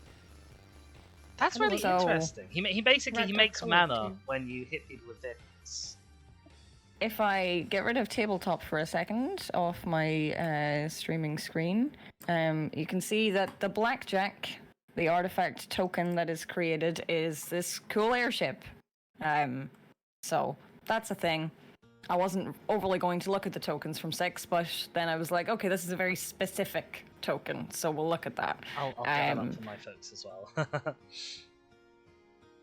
Yeah, it's a cool airship. Yeah. So I just thought I would bring that up for people to see. Particularly in the close on the heels of Aether Drift, where we've just had a large influx of vehicles. I like that they are making another vehicle commander. One of the things I really thought was a shame about Aether Drift was they didn't really have a vehicle commander in it. Like there was what's his name? Coloss, I think. Mu Yanling, Wind Rider. I built this deck. Let me link you to my deck. It's a really crappy deck, but I really enjoy it. She had some of the fractured foil Japanese art prints, and I went, oh my god, she is fucking glorious. And don't judge me on the name of the deck, because my deck naming capabilities are interesting at best. But she's glorious, and she's vehicle based. Because the only vehicle commander I remember, or the only like strongly vehicle themed vehicle commander I remember from Aether Drift was the Boros one, who's the leader of the Boros team, and whose name annoyingly does completely escape me. Let me. Oh, that is gorgeous art, though. Hex from absolutely stunning. I'll put it on stream so folks as an can avid see. Chinese drama watcher, even more so. Oh, that is lovely art. Okay, the 3/2 colorless vehicle attack token, crew 1. Vehicles have flying. And when flying creatures... See, this is the thing, I guess, because she, she gives vehicles flying. But she's much more interested in... she's a creature with flying tribal who happens to make vehicles flying. You could build a good deck, and probably a better deck that is flying creatures than you could a vehicle deck. But the vehicles are hysterical because people don't think you can block, and then you're like, haha, joke's on you, watch me crew this vehicle, and they're in, it was good fun. Fair. I had a good run with that one. Carry on. Setzer, I've been looking for a nice vehicle commander for ages. Maybe he'll be it. Because I guess also the thing with him is yes, you could just make him as coin flip tribal, but there's not a lot of coin flip tribal stuff going on, so you're much more incentivized to make him vehicle-y. Yeah. And he does what you want for an engine, which is he makes mana. Engines can be like make mana or draw cards or both. He makes mana. So that's fun for an engine. He also makes mana as treasure tokens. So if you're playing vehicles already, then you have lots of artifact synergies that will also like your treasures. So I like him potentially. I don't know how much he fits into this deck in particular, but that's a thing with I the guess he Precons. is. I guess he is a big character in 6. Like they have to make the theme fit, but they also, you know, it's a commander deck. They have to really like pander to the fans a bit. I think with their legendary creatures, and especially the UB Precons. Sometimes they're also just vehicles for getting out cards that you could build a deck around, even though they don't mesh enormously well with that deck. It's people want Setzer in as a card. Although maybe that ought to be less true now that they're also releasing a set alongside him. That is fair. But me not knowing anything about Final Fantasy VI, the fact that they've chosen Setzer out of I don't know how many characters to be in Kingdom Hearts, it means he's obviously a character people know and either love or hate. Then we have Shadow, Mysterious Assassin, who we must love because they have a dog in their heart. A 3/3 Death Touch. Whenever Shadow deals combat damage to a player, you may sacrifice another non-land permanent. If you do, draw 2 cards, and each opponent loses life equal to the mana value of that sacrifice permanent. That's a really nice ability. Gated a little bit heavily by the fact you do actually have to connect with it. But the 3/3 Death Touch, sometimes people will let that through. Yeah. So, some things that you can work with that, like Viridian Longbow is an equipment that you can attach to a creature, and then you tap that creature to deal 1 damage to whatever target you want. So that wouldn't be combat damage, but wouldn't be combat damage. Yeah. Nah. Yeah, I'm thinking the Death Touch. It's really nice with Death Touch. It is really nice with Death Touch. My Shelob deck has a lot of cards like that are like allow Death Touches to ping off creatures. Yeah. But no. I like Shadow. I wouldn't build her as a commander. I think she's going to fit quite nicely into this deck with her sacrifice ability, and drawing cards and dealing life loss is great. I do also enjoy how on a lot of these cards, was there any need to name that ability Throw? No, absolutely not. However, presumably this character in 6 had an ability called Throw. Yeah. There's a lot of that in 14 that I've got absolutely Universes Beyond in general has a lot of these like ability words for flavor, and they really do make the cards. Stuff like the 4th Doctor cards. He's got an ability that's like, you can play things from the top of your library if you do make a food. And on its own, you're like, is that a 4th Doctor ability? And then you see that they've named it, Would You Like a Jelly Baby? Except they haven't used the word Jelly Baby because and you go feral for it. Yeah, you go feral for it, exactly. It's like, okay, this makes it work. Yeah. Okay, Trance Rights, who has, I think, played all of Final Fantasy, maybe is saying yes, Shadow does have that. I must admit, if I was designing this card, I feel like I would have not given it Death Touch, and I would have given it Shadow. Yeah. Because that helps with the connecting. Mm. And it's also name appropriate. But I guess they're an assassin, so Death Touch is also thematically appropriate. I'll have to toss them. I cannot read the sentence you'll have to toss without being Gimli, apparently. Hex, would you run this guy in a sacrificey kind of deck? Or is he not good enough? He would sit on the considering pile. It would depend what it was. I do like it. The combat damage is a wee bit rough, but also pretty good. 2 cards is hard to laugh at, and the mana value of the sacrifice permanent. But if I'm running these decks, all my permanents tend to be pretty cheap. That's true. So, yeah, that's fair. Another non-land permanent is fun though, because you could, in a pinch, choose something. That's you know, if you're running like if you did have, oh god, what the fuck is it called? I think it's like 7 mana. The enchantment I was on about earlier. Yeah, Grave Pact. It's 4 actually. And that's not much. I mean, is this just a non-land permanent? you can even sacrifice just like your throwaway tokens, your clues, your treasures. He doubles Yeah. a clue, and for no mana cost. Like, That's yeah, okay, yeah, you're very- not dealing life loss if you do that, but like he's very working true. well with tokens for The draw. turning your treasures into card draw is big. I wasn't considering that. I was just like, haha, damage to your face. But yeah, the card draw is king here rather than the damage. Yeah. I think I've just been called, so bear with me for a sec. So I'm gonna go yell at people. Okay, well, look, it's Oh. it's coming up to we've been almost been live for an hour and a half, and I do need to go hang out my washing, so will we just have a break? That actually sounds like a great idea. That's good. Okay, perfect. We'll be back. Yes, we will. See you in a bit. Excellent. See you in a bit. See you in a bit. Hello, chat. I'm back. How you doing? Oh my goodness. Oh, I need to type in chat. Check this lot won't be able to hear me. And my music has stopped again. YouTube is being very rude today, more rude than normal. It's convinced that I'm not listening to this music, even though I definitely am. How are we doing? How are you all doing? We all having a good day still? Let me do an undeafen. See if Hex is around. Hey, Hex, you around? Alright, no Hex still, that's fine. You can hear it, Dizzy. I'm glad you can. Hello. Hey, welcome back. I got a gin and tonic. Oh, exciting! Wow. I shouldn't. I'm reading tonight. If I start drinking, it might not end well. But who knows? But it will I mean, end amusingly. Yes. I'll tell you what else I need to do actually. I need to quickly take off my headphones. I need to grab my fan. So I'll be back in 2 secs. It is far too warm.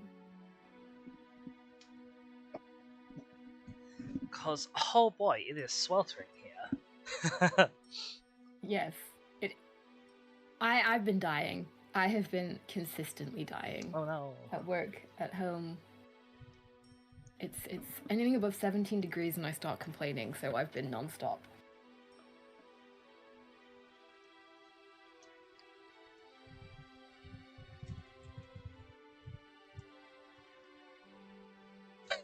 Okay, gal. We could give you some palm leaves. Oh, it's apparently mild OBG is. That's nice. But, No, but what do you what do you count as mild? Do you know? Because it's different for everybody, isn't it? Some people are little hothouse flowers and they don't mind like 24 degrees. It's like, yeah, this is nice. I don't actually What mind do the warm that much, but it's particularly because I have to have the window closed for streaming, because otherwise everyone and sundry will hear me hear me talking about magic in the whole neighborhood. I saw a great video on Finn's Instagram the other day. Not getting another date, but at least I know how the stack works now. I think I've seen that one. You should actually, while we're here, you should. I don't have a command set up to plug, but I you should don't share really have Finn's much Instagram. plug. I do have my cat's Instagram, and that's about it. He's Forest_cat_Finn, and he's very beautiful It's true. I've seen and perfect and glorious and yeah. all of these adjectives are correct. And for some reason I'm on my private profile, which I don't really post on, rather than Finn's profile on the computer, which is odd. I've also just realised this there's no was- point in me permitting you because Shaka's not here to permit you, and also you weren't showing a link anyway. That's by the by. Oh, here he is. If you send me the I link, will do- actually, I can Here's post a link. it.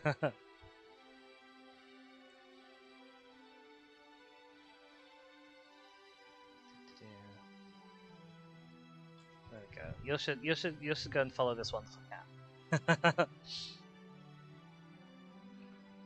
Who gets pampered, And, gets his teeth brushed, Yeah. gets designated Roles playtimes. in the corresponding. I also present to you some magic cards that look like Finn. Magic cards that look like Finn. The tokens that come with that are very thin, and then I also bought this Secret Lair 9 Lives because it looks like Finn. Secret landline noise. I'll have to open them up in my Chrome. Give me a sec so that the folks at home can see.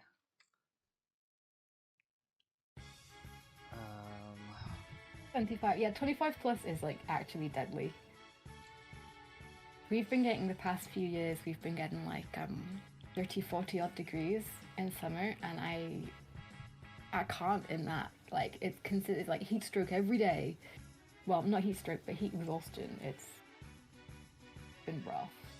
I love this 9 Lives. This is great. Isn't it gorgeous? To be fair, all the 9 Lives printings are hysterical. There's the one with the little cat with all the ancestors behind him.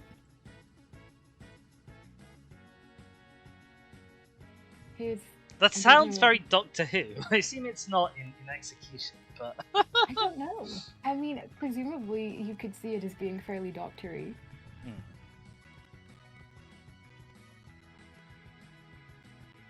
I think my soundtrack has moved on to some Final Fantasy battle music, because this is feeling very like a Pokemon battle over here.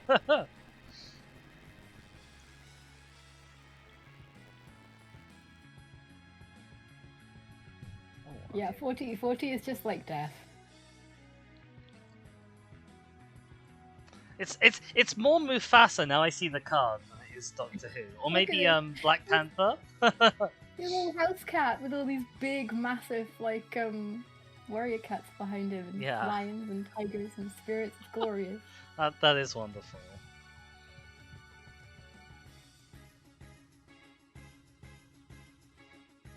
Oh, I don't want to get started before Shaq is back. Maybe I just took a very short break. I was expecting Shaq to be back before me, because they often are. I think they said they had the laundry to hang out. Oh, yes, of course. Yes, that is right. That would take longer. I put too much gin in my gin and tonic. I forget that I don't really like the taste of alcohol. I mean, even if one likes the taste of alcohol, the gin is a whole nother level. Yeah, I got myself some fancy Earl Grey gin like 6 months ago, and I'm still going. Do not drink that.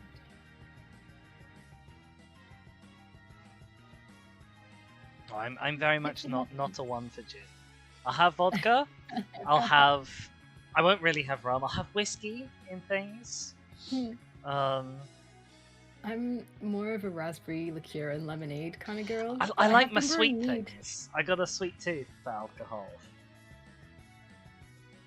Squishy, you're diabetic. You're not allowed lemonade. You can have sugar-free lemonade. I'm drinking sugar-free lemonade literally right now.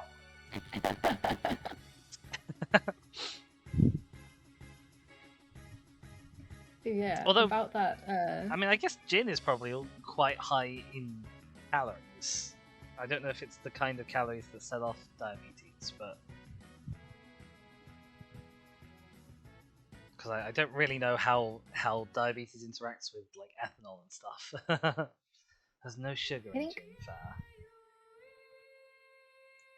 Some of it can make you sort of a bit seesawy though, can't it? I don't know if it's gin.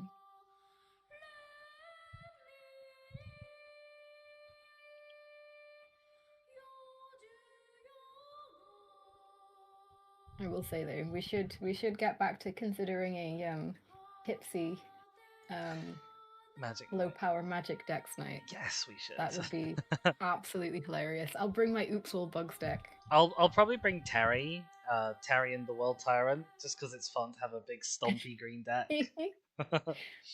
Or I've got Eric Smithy's The Wandering Isle. That just never works because it's just too slow. Mm-hmm. But I love him because he's a fucking island. I like the bugs. I was gonna make this Fumulus, who interestingly was one of the anime art style cards, but he's a vampire bug, so you really can't tell. Yeah, that seems like it might have been a little bit wasted. I guess if you made him look like a vampire, but sort of insecty themes, then you could have an anime. I'll link it to you so chat isn't like, who is this bug? He's absolutely gorgeous.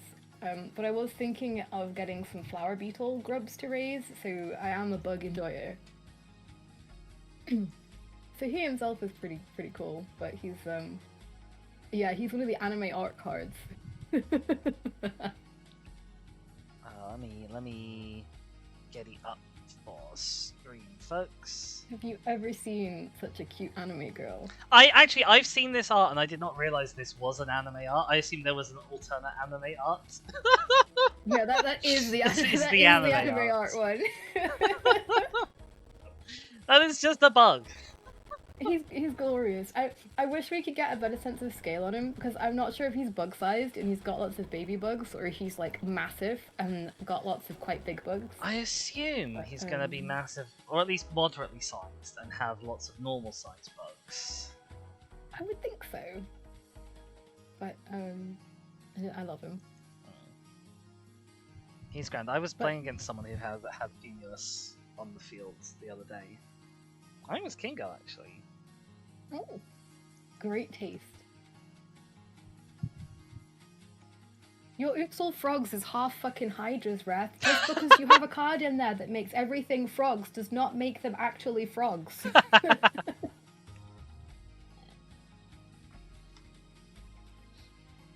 Especially if the They're card is massive. Maskwood Nexus, because that just makes things everything. Yeah. Bug's great, King Girl. Frumulus is not a great deck. I searched Bug and put every Bug type card I could in there, including Never-Ending Cockroaches. Is that what it's called? Or is it Endless Cockroaches? Either way, it's I don't glorious know. and everybody hates it. It's absolutely horrendous value. It's never really worth playing, but it's Never-Ending Cockroaches. Endless cockroaches. The yeah. insect deck I would always want to play is Vrestin Menoptera Leader, which I can't spell. Is why I was, for people who are watching on stream, I got the French version of the card by mistake. But it's just really rough because he wants 8 insects in green and white, and there are not very many white insects at all. I was thinking green. The art is a very colourful sort of centipede thing in a forest. I think that is Zask. I think he's green with black in his color identity. If that is him, that is even better taste, King Girl. High five over there.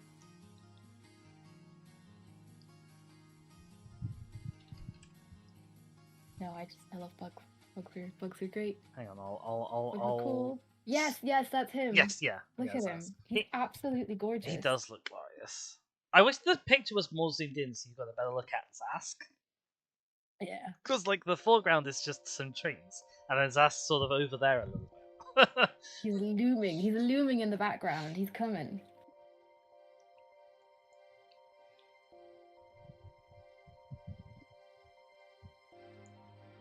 No, I liked him.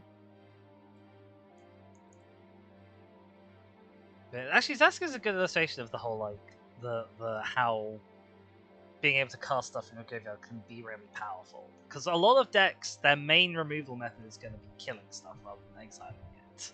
Yeah. You know, you'll have some exile cards. Sure, you'll have Swords of Plowshares, you'll have Bajuka Bog, you'll have Path to Exile. But you'll mostly be hoping to kill stuff, not exile. Because exiling stuff is very expensive most of the time. Yep. It's kind of mind gamesy, because the amount of times that people have gone to swing at me and gone, you won't block this. Oh wait, no, you will, and then swung at somebody else instead, because you can be very devil may care about your creatures. Like, come on, yeah, no, I'll kill them all. Yeah. If you're gonna kill them for me, go ahead. No,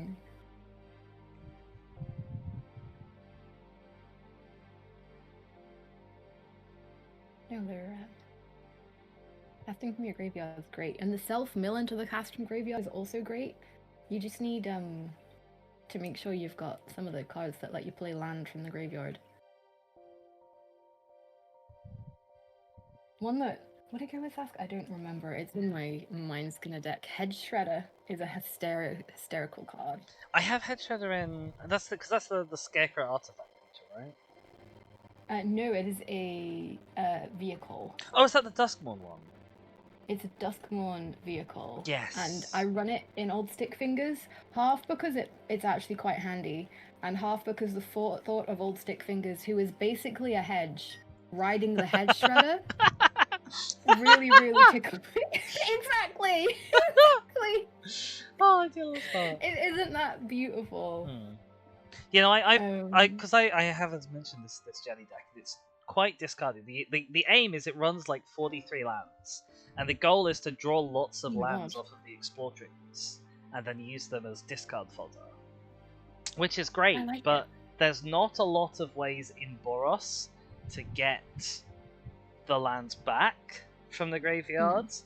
Like, white is great for reanimating creatures, and it can reanimate like permanent with mana value less than, which will hit lands, but it's costed as though it's going to hit creatures, so it's a lot more expensive than getting back lands. I don't play much white, but the only one that occurs to me thinking of it is there's the artifact, colorless artifact. Yes, there It's is. specifically lands. There is that one. I can't Crucible of remember what Worlds, it's is it? Yeah. Maybe. Yeah, that's looking in at it there, from but it's memory. like it's one card in the 99. You know, it's I need Yeah, a few and- more yeah. of these basically. And even honestly, at 3 mana, it's not even a great rate for that ability. Because Yeah. you know, given that I- I'm drawing a bunch of lands, it's not like I won't have lands in my hand. Play. No, I think I way overlove that one because I have that in Emery, and Emery's on like 22 lands because the gimmick is you mill them all, you recur the play in for a mill, and you That's a lie. It's not that value. I wouldn't expect you to ever get an opening hand with 22 lands. 33 lands. Okay, I'm yeah, down that's 10 much lands. more. I mean, that's But still I very tight, but that's much more I reasonable. have been drawing too many lands on Emery, so maybe it needs to go down. I love Emery so much. I'll get up Emery so people know what we're talking about. Lurker But of the I Loch. also have this thing where I have like red hair down to my knees, and all my commanders also seem to have this gimmick going on. So I'm not saying that that's involved somewhere in there, but she's got a really, really cute alt art as well. Could you make a redhead tribal? Potentially. I mean, I've got vampire tribal with Olivia, which is that one. Look at her. Look at the little glint in her sunken eyes.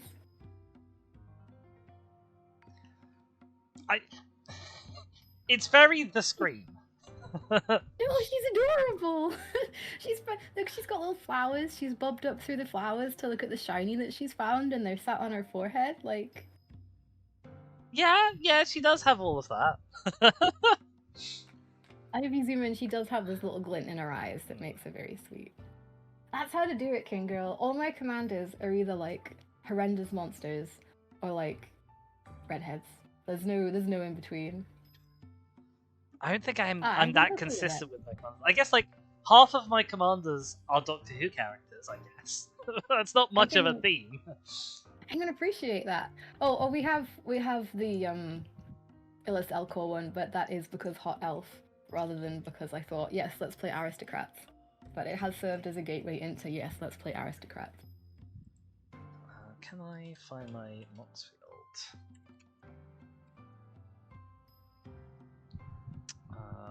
I don't want to look at decks. I want to find people. Oh, we have a Shaka. Welcome back. Back. Hello. How's it Hello. going? No one on my stream would have been able to hear you guys talking because I was deafened. But anyway, I'm back. Sorry, I had a lot of things to do. That's okay. We will have attracted them all over here because we're better at it. That's not true. Excuse you. That's not true at all. So rude. Yeah, I had to hang out a wash, and then suddenly all the cats were there, and they wanted food, and oh boy. Uh-huh. Yeah. Gave them all little kisses on their heads for me.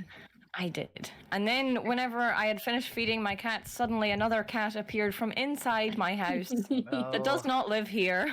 Oh no. So he was clearly asleep in the living room for however long. Which, because like it's really sunny, like, and we don't have a cat flap or anything. The cats are indoor, outdoor cats. So like, that whenever it's the sunny, we're just leaving the back door open. So Ollie just appears and decides to come back in. Glorious.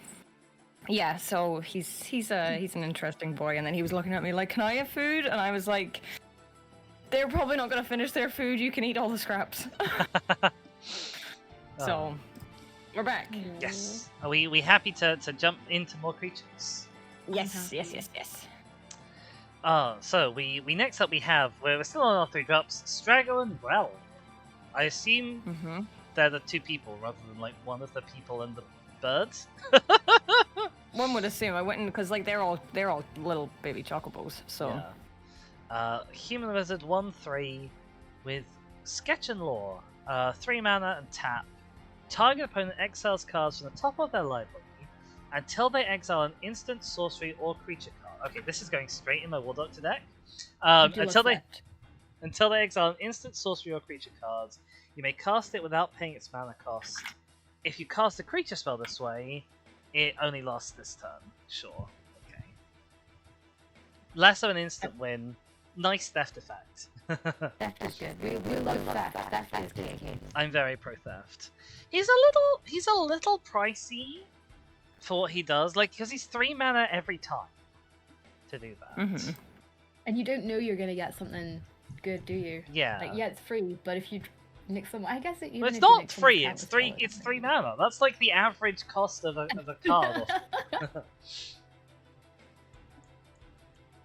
Grim says, "I want to play Magic. I think 2 questions. I mean, fire away. Okay. We will try and answer Fire them away. while we're doing our analysis. So yeah, Struggle Realm is definitely a card I'd consider for my particular deck. Would go well in Lelia as well.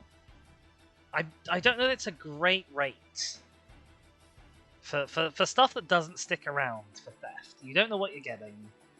It Unless doesn't you're stay. running something that skips end steps. There's not many. I've got a pal, Squishy, if they're still here, has a deck. The whole gimmick is doing things like that would sacrifice it for end step, and then you skip the end step. But again, I'm not sure it would be in the top of cards to go in there anyway. For Chroma, I would say that generally blue is often considered the hardest color to play. But in general, as a beginner, I'd recommend playing like 2 colors rather than 1.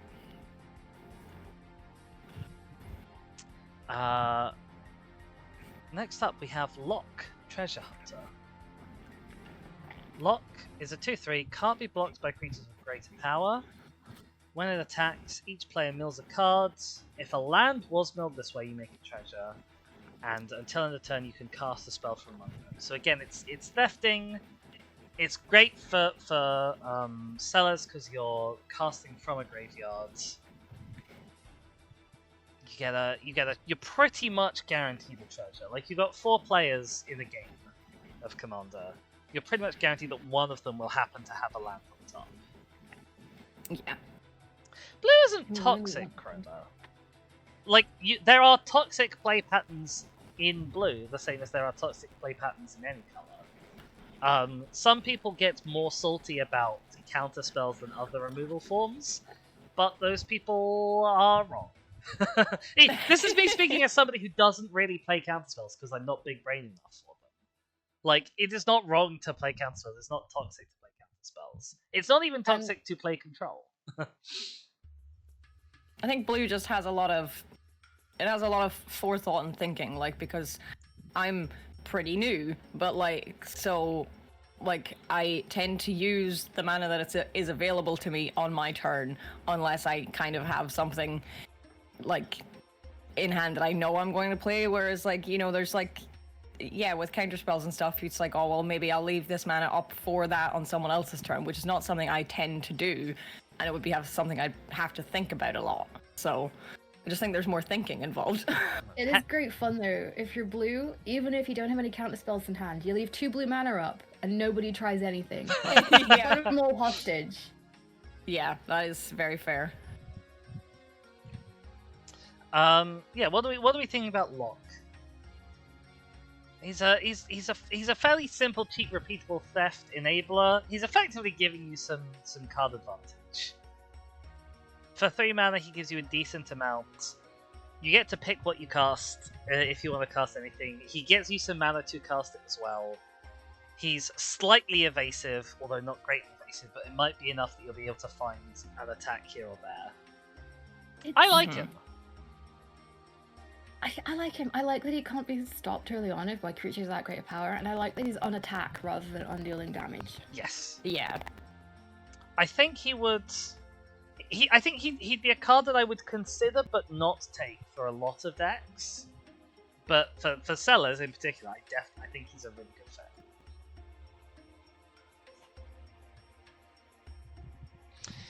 Kramer says, if I'm playing the Wise Mothman, will he be the #1 target? Wise Mothman is a very strong commander, it's true.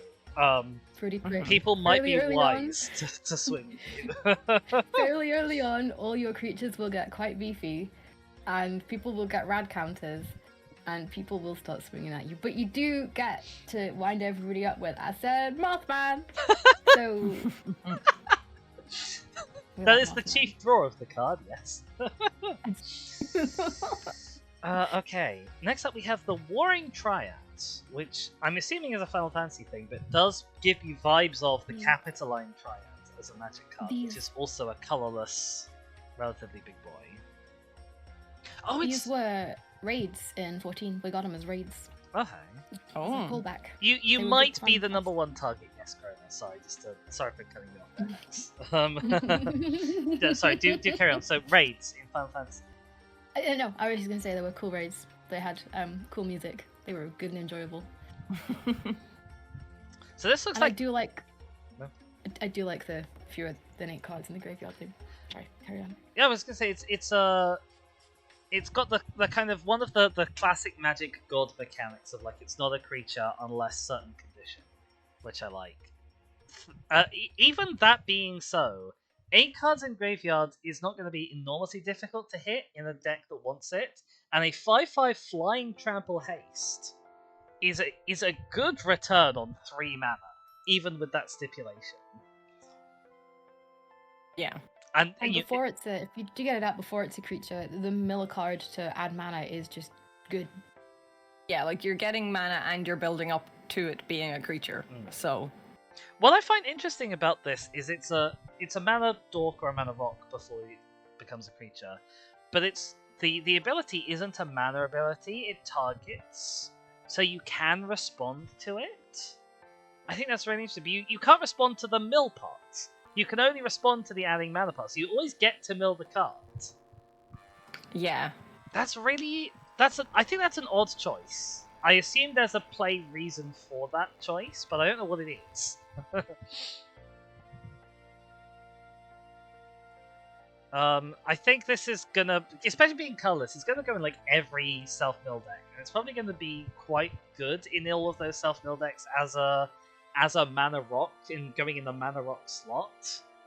Like they always say that it's a struggle to make a 3 mana rock worth playing. I think this one might have gone slightly too far, possibly. Again, on funnily enough, back to what Chrome was saying about it being a political game. And this comes to mind mostly because Raf's been playing a deck that focuses on giving everybody way too much mana, and then if you don't spend it, you take damage.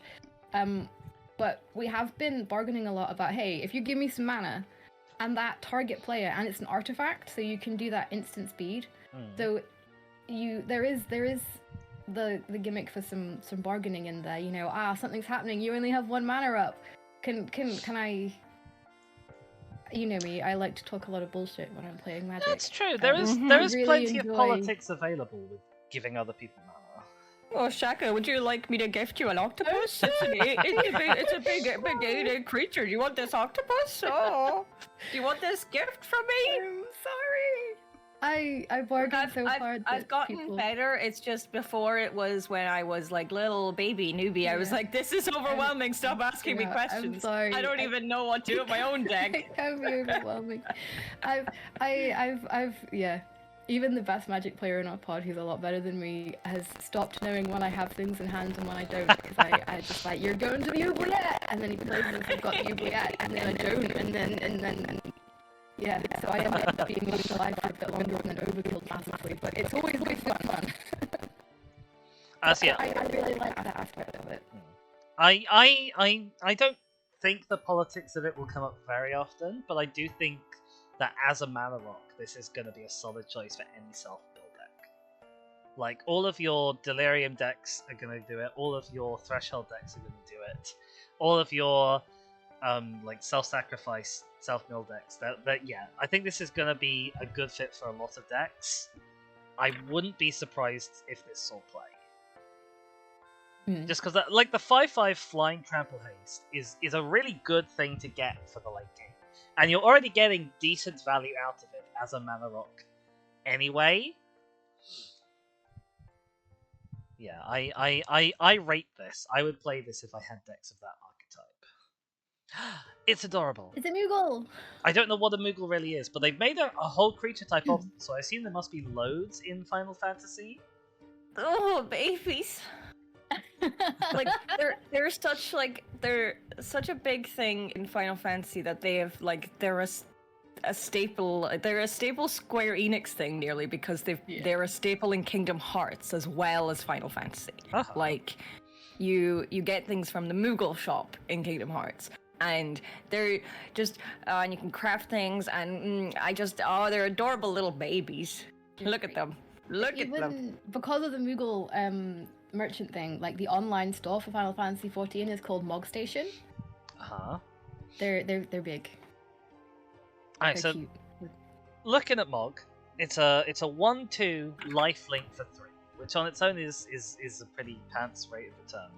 It's got a really sort of classic group hug style effect. At the beginning of your end step, each player can choose to rummage, and then you get a creature token if anyone discarded a creature card, and you get a +1 counter if anyone discarded a non-creature card. It's not terrible. You know, there's a lot of these share effects out there. They often give other people cards, and I'm always a little hesitant about that. I'd be a lot less hesitant about running this because it's rummage rather than just neat draw, and the upside for you is pretty good. You know, half the time people may not choose to rummage, and even if they don't, you can still get at least one of the effects, even if it's just you doing the rummage, which I think is good. I suggest, Chroma, you go to the Magic chat if you're in Shaka's Discord and post there, and people will be able to help better than we can sort of live on stream. That is my top tip for you. But also, I mean, like, if you're not wanting to join new Discords and things, like, there is EDH Rec for, like, it wouldn't be, you know, my first go-to for things, but it does give suggestions based on your commander of what to put in and how to play and things like that. Like, I started playing just with precons and not building decks because that seemed overwhelming. So yeah, it's a solid card for a group huggy type of strategy. It could be a commander. I don't think I would build it as a commander, but I would build a lot of group hug anyway. I would. I'm looking at that and thinking, ha ha ha, Moogle tribal. I guess, yeah, if there's other Moogle support cards, he's making Moogle tokens and he is a Moogle. It would not be a bad choice for a Moogle tribal commander if that's going to be a theme. I would be very happy if that was possible. Next we have Edgar, Master Machinist. 4 cost, 2/4. Once during each of your turns, you may cast an artifact spell from the graveyard. If you cast a spell this way, it enters tapped. And then whenever he attacks, he gets +X/+0, where X is the greatest mana value among artifacts you control. So he is principally there as an artifact recursion, repeatable artifact recursion, which is pretty solid. There's lots of artifacts that won't mind coming in tap for one reason or another.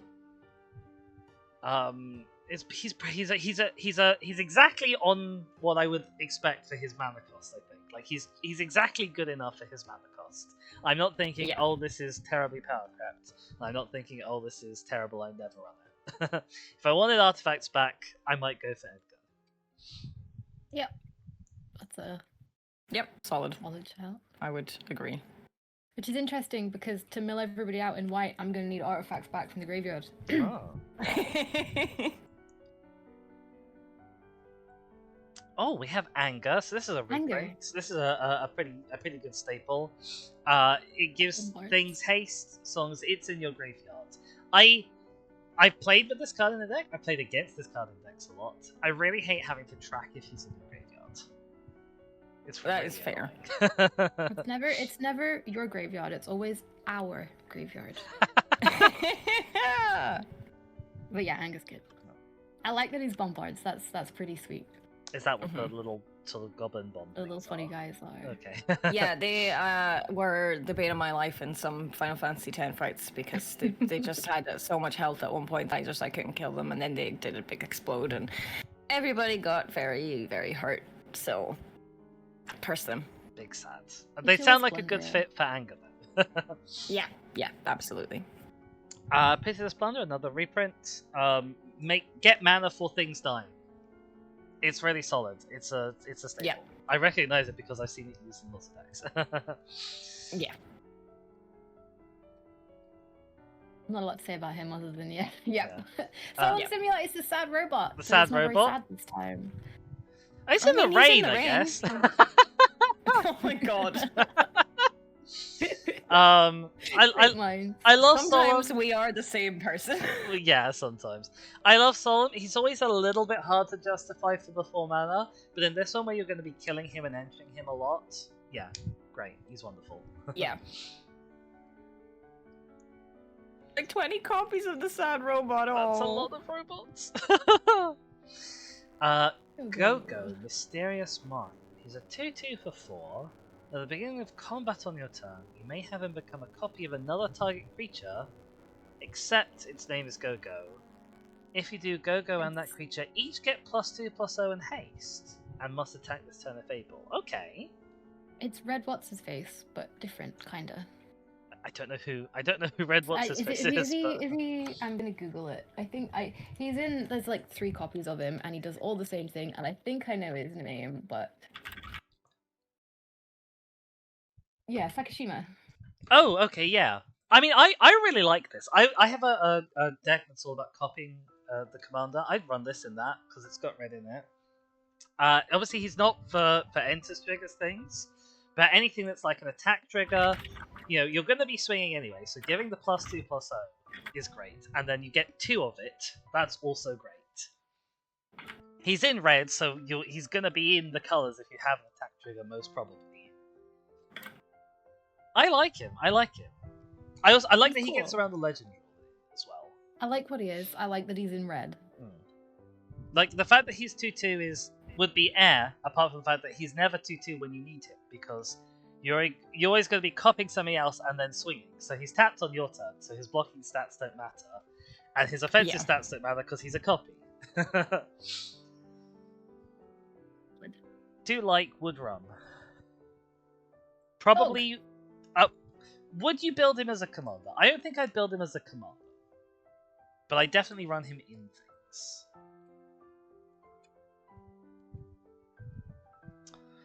You Interceptor. could run in commander, but it would take a lot of. Yeah, because the thing is, you'd not have consistency in what thing you are copying. Like in a deck with a different commander. Oh my goodness, Zach! Thank you so much for the follow.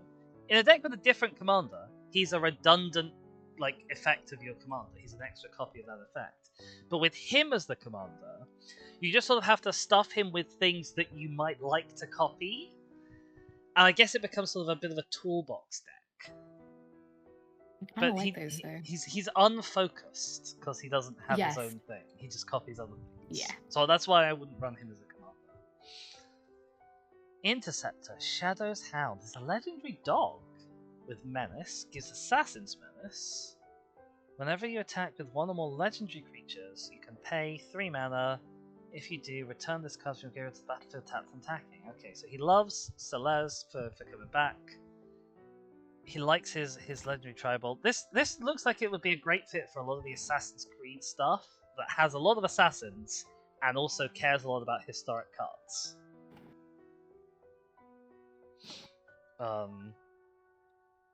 Hex He again. doesn't have partner with Shadow. That's really sad. I get it. I see why, but it's sad. Are they counterparts? Is that the?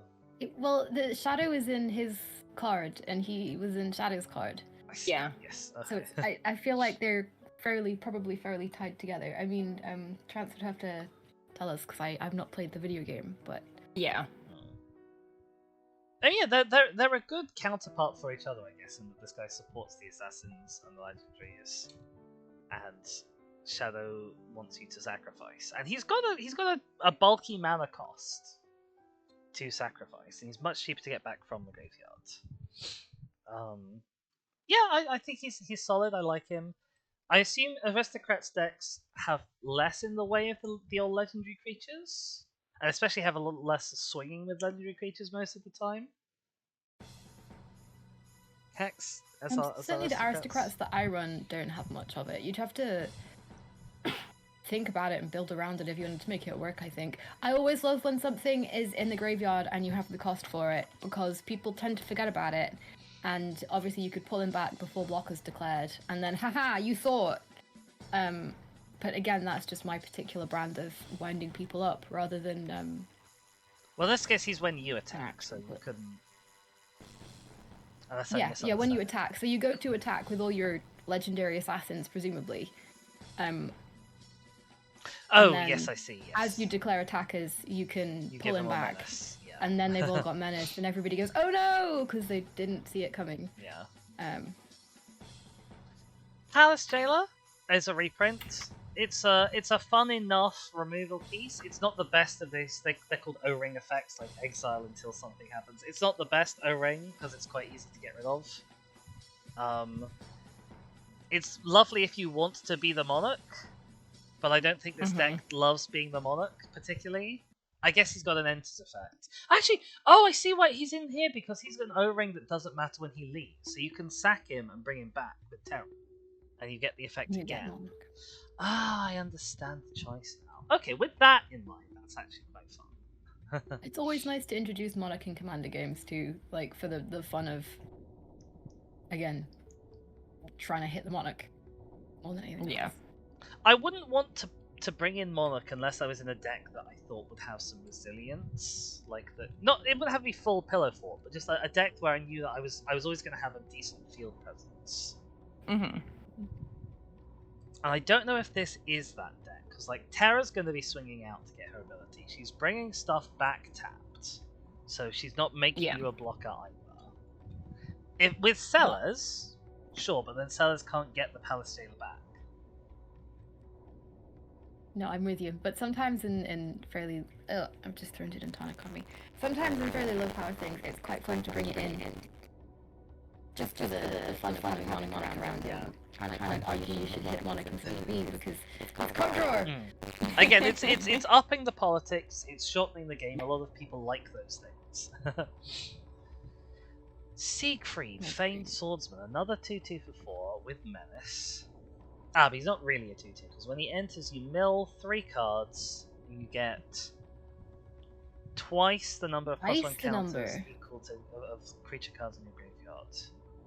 He's just a big menace boy, basically, with a little bit of self-mill attached. Yeah. He could be really big in a self-mill deck. Why is the number of creatures cards? I have not seen many of those. Normally it is the number of creature cards in your graveyard, or the number of creature cards in all graveyards. Yeah, it's an odd choice. For twice the number of creature cards in your graveyard, I'd expect him to be a 0/0. And he's a 2/2 instead, which is just... Yeah. It's odd. It's an odd choice, but he's a big boy. Would you run him? I would consider him sometimes, I think. I guess it's a little pricey for what I tend to run for that kind of deck. Here we go. Siegfried is one for this deck where you want to be bringing cards out of your graveyard a lot. I think he's a worse fit than for something where you want to be loading up your graveyard and keeping it full, like with like a Delirium Stick deck. Fingers, I would consider him in something like Stick Fingers. Valley Gormander. We fought Valley Gormander in one of the trials list here. It was a great time. The Savage version was really good fun. So this is the only enchantment in this whole deck. We have saga creatures, yes. enchantment creatures. This is like I'm in love with this. I really love it as a concept. Yeah. I think it's going to be a bit rough in actual play when you're using them, because they are not, obviously being sagas, they are not sticking around. And this one, he's got 4 chapters, he's fine. But like the 3 chapter saga creatures, you're going to get them down, it's chapter 1, the turn he comes down. You've got like a turn of using them, and then they're going away on turn 3. I think they're going to... I think in general, they're not going to see as much use as you might like. But in decks that are designed around them, so decks that can bring them back like this, or decks How that love cool he is, sacrificing. though. More Look at so him. like this. He does look very cool. What does he actually do? He exiles an instant or sorcery card from each graveyard. Then he gets mana and lets you cast them. Okay, he steals instants and sorceries and gives you some mana. That's fine. And has flying and haste. Okay, the flying and haste, the haste I like more on a outside creature. He's pretty solid for the mana value he costs for what he does. Yeah, he's solid. You have Getting to mana for each lore count is nice. Yeah, you have to want to do what he does. You have to want to steal some instants or cast an instant from your graveyard. But like, yeah, he's nice. He doesn't target either the cards in the graveyard. No. Which is Doesn't. interesting a little bit for graveyard hate. Okay, now we're up to the big boys. We're up to 6 CMC. Yeah. Oh, my music stopped itself again. Give me a sec. Stop doing this. Bad YouTube. Umaro, the Raging Yeti. He's a 6/6 trampler.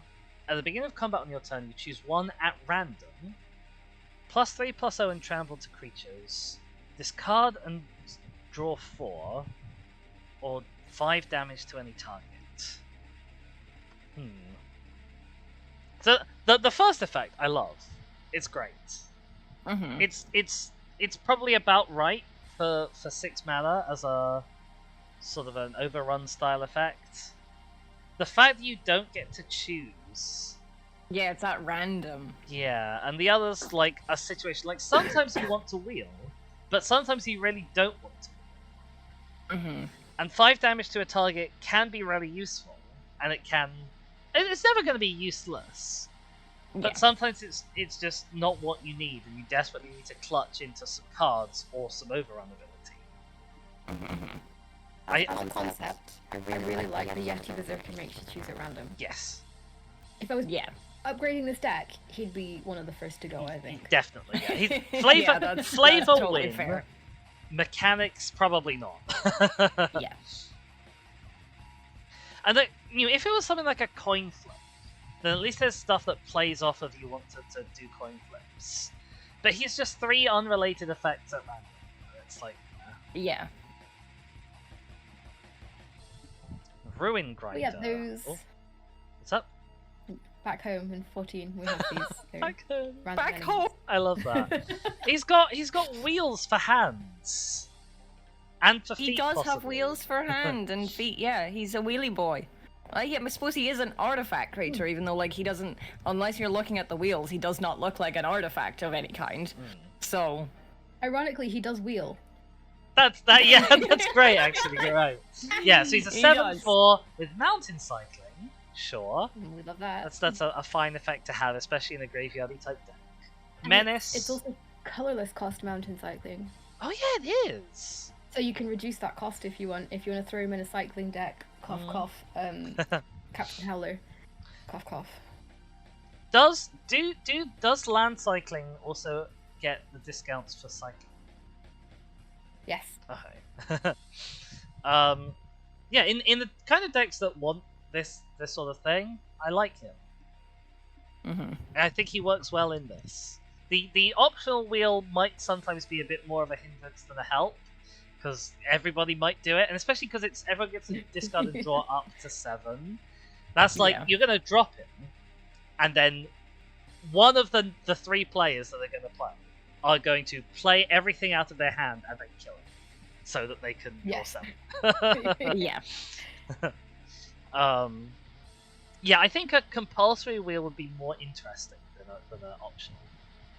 Yeah. But also more He's frustrating expensive if for you're a wheel. 1v. Sorry? He isn't expensive for a wheel, but, like, he is still a 7/4 creature. Like, he's a decently big boy. Yes. Sabin, Master Monk. Oh, we've accidentally gone back down to 5 cost. That's fine. I have no idea how that happened. I'm sorry. This was my one. It's not a big deal. He's a 4/3 double strike. For 5 mana is not bad. It's just straight off the bat. You can cast him for a little bit cheaper if you also effectively rummage, because you're discarding when you cast him and you're drawing afterwards. Oh my goodness, Shaggy got a raid going on. Holy, oh my god. Hello, Ant. Hello. This Hi, is how we Raiders. get Hi, Ants. Ant. Oh my god, hi. How's And it I don't going? have a fun thing for you when you get here like you do for me in your stream. Hello. And also, this is a lot of people, Ant. Dear Lord, why would you do this to me? Hello, Mazanong and Toxic Org, and there's so many people. I can't say hello to you all. Can I? I can. You could just say hello to you all. I can just say hello to you all. I normally say just hi to everybody because there's normally not so many people, and I say them all one by one. But hello, were you doing more Baldur's Gate today?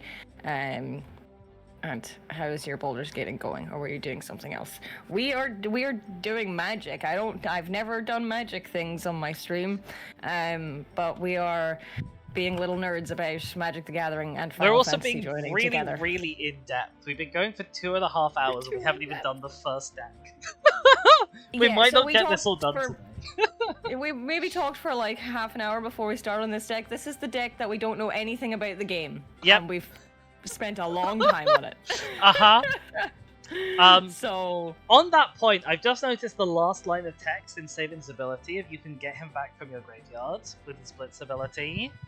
yeah. Ouch! Big ouch! This deck is my madness. Madness being when you discard a card, if it's got madness, you can pay the usually cheaper madness cost to play it. I found a lot of commander decks really would love some madness, and there's not that many cards with madness that they printed. Maybe I guess because there's so many things that would love madness in like A lot the of them are internal vampires. formats, but- oh my goodness. Before, oh my goodness. Look, everybody is wearing clothes except for Gale. I see. So, you know, I'm not wrong in what I've said. Yeah. I'm not wrong. Um, And the pictures are very pretty, especially in these new decks. The pictures are so pretty. I like. I'm so excited. I like Sabin. I guess eventually, like paying 4 mana every turn to keep getting him back would be a bit of a drain. And because if it's 4 mana effectively for a wheel every turn ish, which is not wonderful. Not for a wheel, for a rummage, which is not wonderful. Like it's twice the going rate, but it's if he's in your graveyard, it would be very tempting to do it very often. I like him. He's gonna hurt a lot of people. Oh, this is cool. Look at that. Archfiend of Depravity. He's a God. big flying bat skull attacking Ancient a ship. monsters that had long been sealed. Away were released when the world was ripped apart is like my whole vibe. He is a 5/4 with flying. At the beginning of each opponent's end step, that player chooses Ooh. up to 2 creatures and sacrifices the rest. Oh my gosh, he's rough. That's gonna be rough to play against. Choosing 2 is not so bad. But yeah, anyone go wide is gonna hate this. I would consider putting him in Shirei. It's Because asymmetric anything- as well. One cost that I sacrifice. Oh, it's opponent. Yeah, it's wouldn't you consider don't even it. have to do it. Like I wouldn't consider it. I want to sacrifice the you creatures. want to sacrifice. Fair. I wanna. Let me. This is going to be very stacksy, I think, for people. I think people might dislike playing against it. I mean, the 10-1 has a 3-card infinite win combo, so there are some interesting things in these ones, right? Then we have General Leo Christoph. He's That another is a 2/2. for Very 5. Final Fantasy outfit, that one. Is it? Yeah. It's weird to me. He's like Very half old Final superhero. Fantasy. The asymmetry, I guess, is Final Fantasy, but it's very colourful and it's not very flowing. When he enters, I think it depends on the Final Fantasy. A lot of them are very different style-wise. That's fair. He's got the asymmetric shoulders and the belt gem. When he enters, you return up to 1 target creature card with mana value 3 or less from your graveyard. Then put a +1. Okay, so he's another 2/2 who doesn't stay a 2/2. He has a +1 counter for each creature you control. So at minimum, he's really going to be a 4/4. Because if you just get him and get 1 back from your graveyard, that's 2 creatures on battlefield. He's a 4/4. Yeah, he's solid enough recursion for that. he'd love some counter doublers. I wouldn't make him as a commander, but he's fine in a deck that wants to recur things. Yeah. He's fine. He's white. Yeah. He's white grave recursion. Player of the Hatebound. I love this image. It's very dramatic. It looks almost Resident Evil. He's a 4/2 with Undying. When it dies, if it had no +1 counters, return it with a +1 counter. Whenever it or another creature enters from the graveyard and deals damage equal to its power to any target. I love that ability. I'm big on like red when something deal damage equal to power or mana value abilities in general. I love this. If I was playing a deck like this, I'd love to have this. The Undying is a cherry on top. I would play this without the Undying for this cost. This is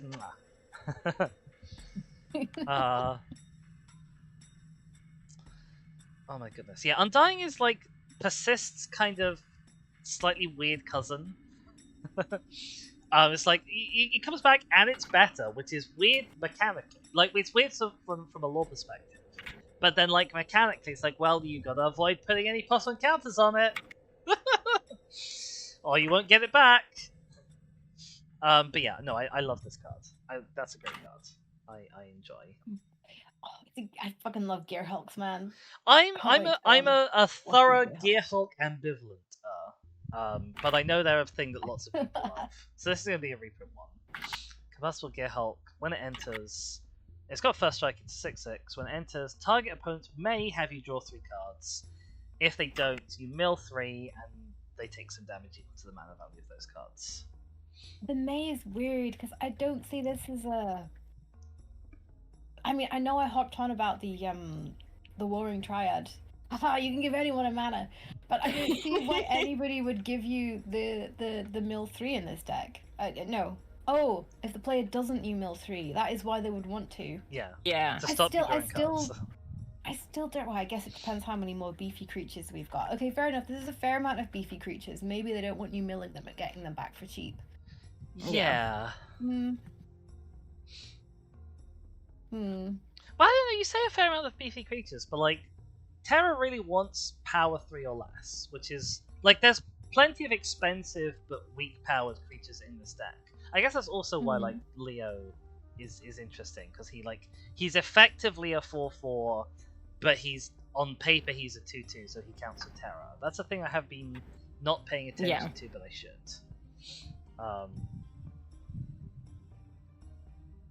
Yeah, these Combustible Gear Hulk is one of those things where like I would always feel all about putting it in a deck, because I'd be like, well, an opponent can always just choose the one that's least bad for them.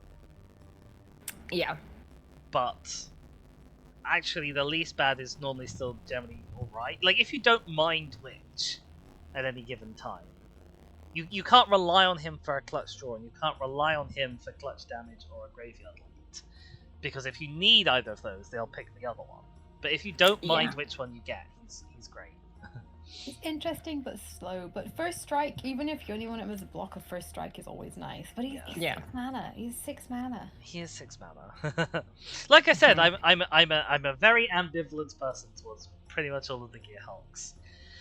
Sun Titan is another reprint, another 6/6 for 6 from a different cycle. Vigilance, when he enters or attacks, you get a permanent card with mana value 3 or less to the battlefield. So this is the normal way white gets the recursions. Mana value 3 or less. It's fine. It doesn't, like, having just talked about stuff like General Leo Christoph, who's small but expensive, he doesn't really mesh with that so well, but this deck has a lot of mana value 3 or less in it anyway. Yeah. Not knowing Final Fantasy VI and this being Final Fantasy VI art, I have no idea who this is on the art. Yep, literally no idea. Trance Rights does. Trance Rights to the rescue. Trance Rights is our resident answer of Final Fantasy questions we don't know the answer to, I think. See, the flavor text gave it away. Ah, yes. Oh, yeah. Huh. Hey, Dragua, hey, yes, hey, hello. You know I know things that can't be discussed in chat. Yes, there are things. I know. There are things. Okay. Interesting. Spicy things. Tantalizing. You'll know about things later, Dizzy. I see. Okay. Um. Well, that's ominous. As is this sepulchral primordial. See, I did a love it. little segue there. Mm-hmm. He's a 5/4 with intimidate, which is a thing they don't do very much anymore. So I assume this must be a reprint. He has when this creature enters, for each opponent you may put up to one target creature card from that player's graveyard onto the battlefield on your. Okay, so it's graveyardy reanimates. Our graveyard. Our graveyard, indeed. Yeah, Celeste will love him. He's pretty solid. Like, stealing 3 things for 7 mana is fairly solid. The Intimidate is nice on top of that. He's got a decent stat line. Mm-hmm. I'll go double check that he is in fact. I'll confirm that he is in fact a reprint. I think we're all doing good. We are so in depth into these cards that like we're 2.5 hours into stream. We haven't got through one deck, and it's the deck we don't even know anything about the game. We don't know anything about the game. Oh god. Look, the other bits will probably go down quicker because like a lot of these 3 categories will be like staples and reprints that don't need to be talked about much. Kefka dancing around. Now they previewed a different Kefka card, didn't they, during the streams? So what was previewed in the showcase was Kefka because that was part of them asking original artists from Final Fantasy to do art for cards of anything they wanted, like as in it didn't have to be even for a game that they were the artist on. And one of the artists did new art, a full art of Kefka. It is amazing. All of the new art is amazing. I am particularly fond of the Sephiroth one that was done by I think it was done by Nomura maybe, and no, I'm in love with it. It's Kirby amazing. says that Terra's deck is kind of nuts. That's all you say. I'm feeling like this would be fun to play with. I think there's enough going on here that I would enjoy this. And there's cards in here that I would play in other decks as well, which is nice. Mm-hmm. As somebody who doesn't know very much Final Fantasy, like I would pick 10 first because that is the Final Fantasy I know the most. But like if I was just going off of cards, not knowing anything about the decks mechanically so far, this would be a strong choice if I was just looking for a deck. Kefka is indestructible 6/6 on your turn.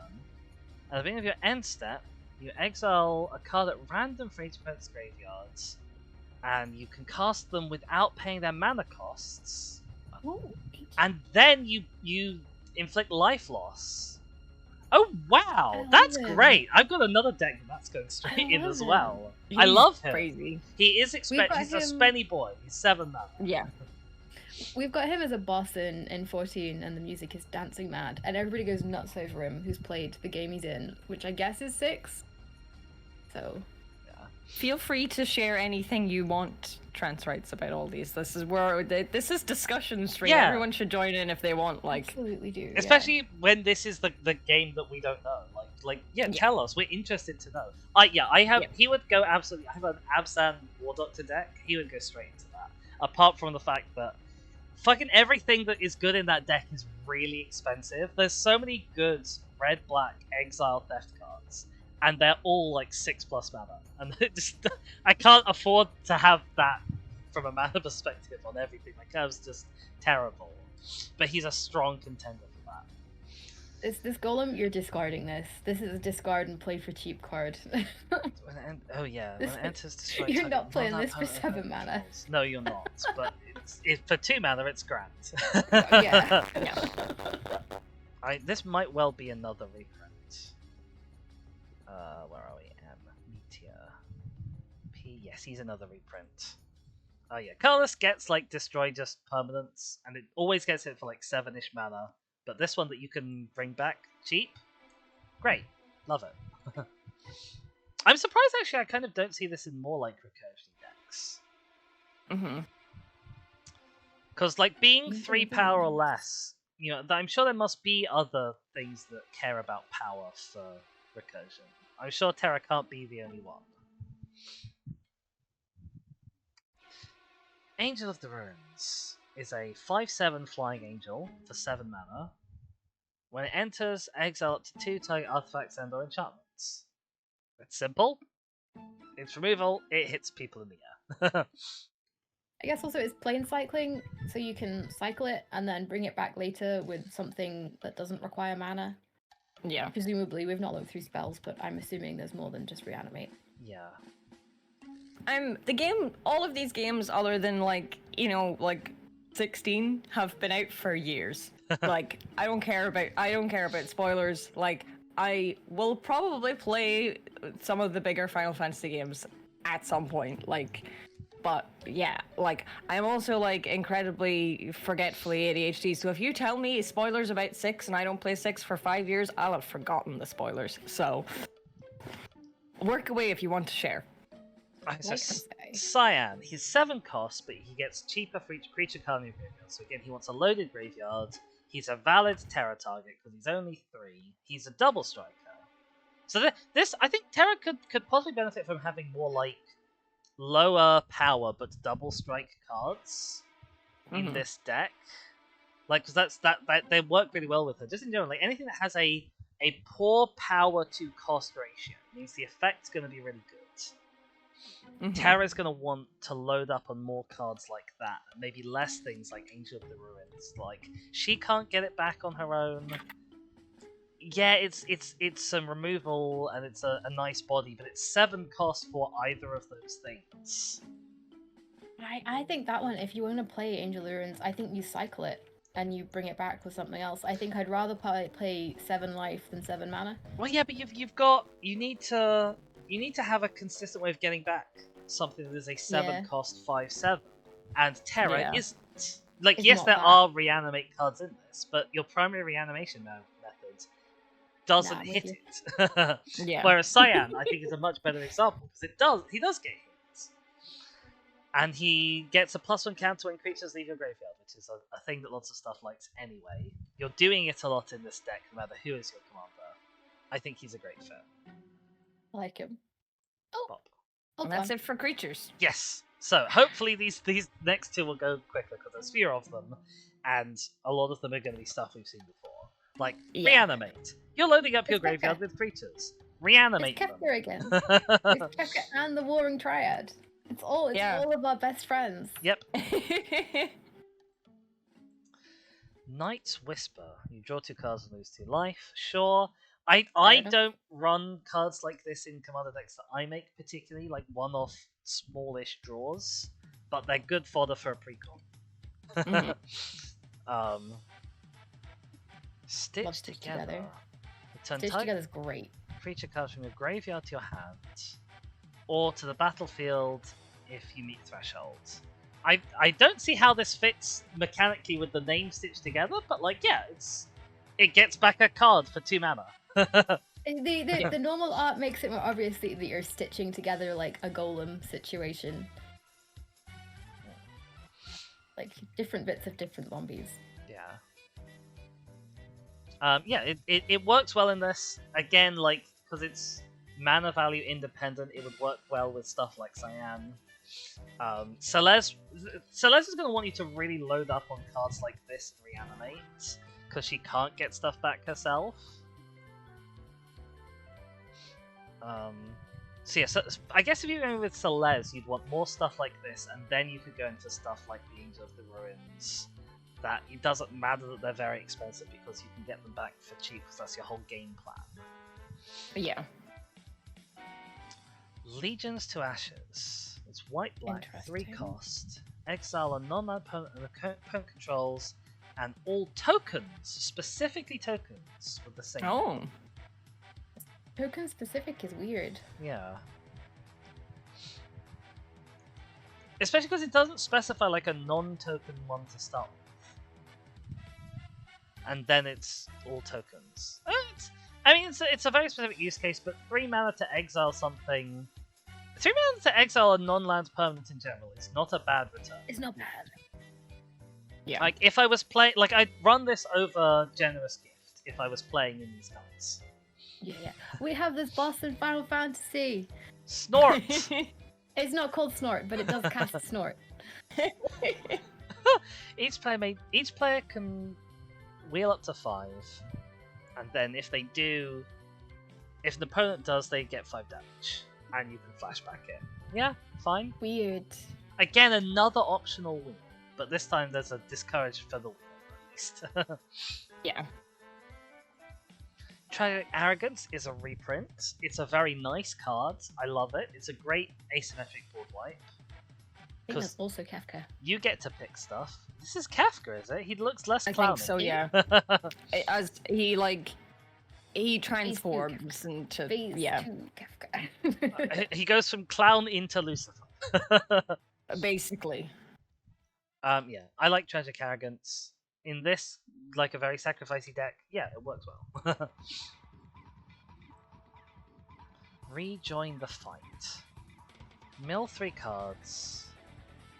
6 mana, mill 3 cards, and starting with the next opponent's internal. Oh, Each opponent chooses a creature card in your graveyard, return them to the battlefield under your control.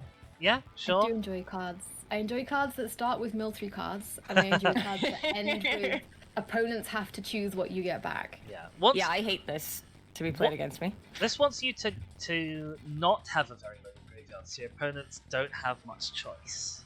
Mm-hmm. You want to have a very targeted amount of stuff in the graveyard. Although obviously the mill 3 cards is there as a little bit of a sort of spoiler wrecker. Well, Kafka. Oh, and a Ruinous Ultimatum, Kafka. But yeah, so this is much more of a seller's card, because then even if they pick just random garbage from your graveyard, you still get 3+1 counters. Oh no, you don't. You still only get 1, but you still get a +1 counter on everything. So like, seller still likes it. Yeah, so they rejoin the fight, like Trance Right said, it's Trance Terra, so back to the art.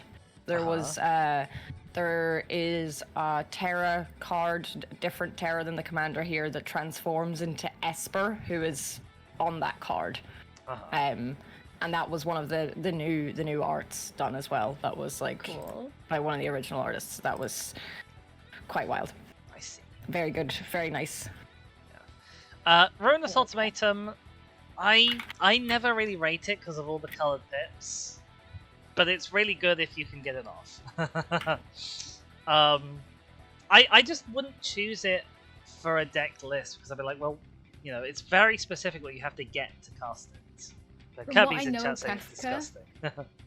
From what I know of Kafka, which is purely 14, it seems very Kafka though. So. Rise of the Duck Realms is great. I knew this had to be in here. Yeah. I love the art on this. This is great. I think especially the dramatic setting, but also the fuzzy smiling Moogle in the center of the picture. This is a great piece of art. This is great. Rise.Realm, best card ever. Best card. Bedevil. Destroy I a love thing Bedevil. for 3 mana. It's fine. It's fun. It is fun. Mortify. Mortify.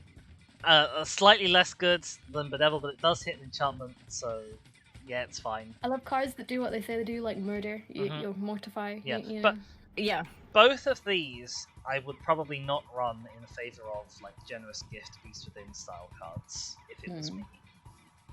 Izzy thinks Kafka is the best Final Fantasy villain and will be not taking any questions about this. That is a fair opinion. Who is Izzy, for those who don't know? The veneer system, specifically Izzy, though. Ah, gotcha. In chat. Understood. Crackling Doom.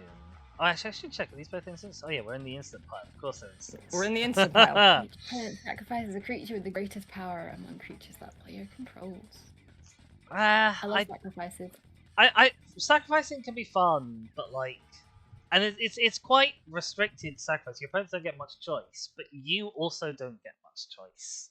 Like, what if the problem is that if the problem is the engine piece, then Crackling Doom does nothing. Again, not a card I would choose, but fine. And this deck doesn't have enough like sacrifice. It's nice that it hits each opponent, but this deck doesn't have quite enough Blood Artists type triggers that I'd be consistently getting extra value out of it. What the hell was that? That was Hex saying hello to the cat. Okay. This is here. I love how I heard the very squeaky high, and I was like, I know exactly what's going on here. Finn has arrived. Wonderful. I love Phoenix Down because I play a lot of Palace of the Dead and stuff in Final Fantasy XIV, and we have Phoenix Down is how you get yourself up in that, because often resurrection is not the way to go. So I like this card purely based on that. I think you've used this item a lot in Final Fantasy X, right, Shaka? Yes. The actual item Phoenix Down, yeah. Turn target creature And I like that it's in a cards. chest because that's where you get it in Palace of the Dead. Mhm. More or less. Yeah, it brings back a guy, or you can get rid of a thing, which is an odd little weird specific thing to be tacked on, but I guess situationally it could be useful. It's not, though. It's not an odd thing to be tacked on because, so like, things, there are certain things, at least in Final Fantasy X, that like, if depending on the type of creature they are, you could do a healing thing at them and it actually does damage. Because they're like a zombie or things like that. They don't take healing spells, that damages them. So that kind of makes sense if it's targeting specifically skeleton zombies and spirits. Yeah. Like, yeah, it auto kills undead. So because it's reviving you and it auto kills undead creatures. So exiling skeleton spirits or zombies makes total sense with this. From a game perspective. I like that. So then we have Soul Ring. So each of the decks has a different Soul Ring. This is the Final Fantasy VI Soul Ring. The Moxfield versions only for some reason have the Final Fantasy VI Soul Ring. So we're going to be seeing this one a few times in tabletop. We can show chat people the other Soul Rings in Scribe. Yeah, as they come up. Well, I've got a window capture of the actual like the deck list from Wizards, so I'll bring that up specifically when we need it on my end anyway. I believe the same is going to be true for Arcane Signets, but yeah, it's a nice looking Soul Ring. It is a pretty Soul Ring. But why would you run this one rather than the Secret Lair Cats one? I don't know. Because we can't all afford the Secret Lair Cats on Hex. Yep. Oh. Wayfarer's Bauble, it's a lovely ramp piece. It would work really nicely in the deck of whoever it was who's bringing back artifacts that we saw before. It's the Feral Kid earlier. It's the same guy, I think. Is it? Yeah, I think so. Okay. Yeah, obviously these are not the ramp colors necessarily, so we take what mana rocks we can get and we're grateful for them. Yep.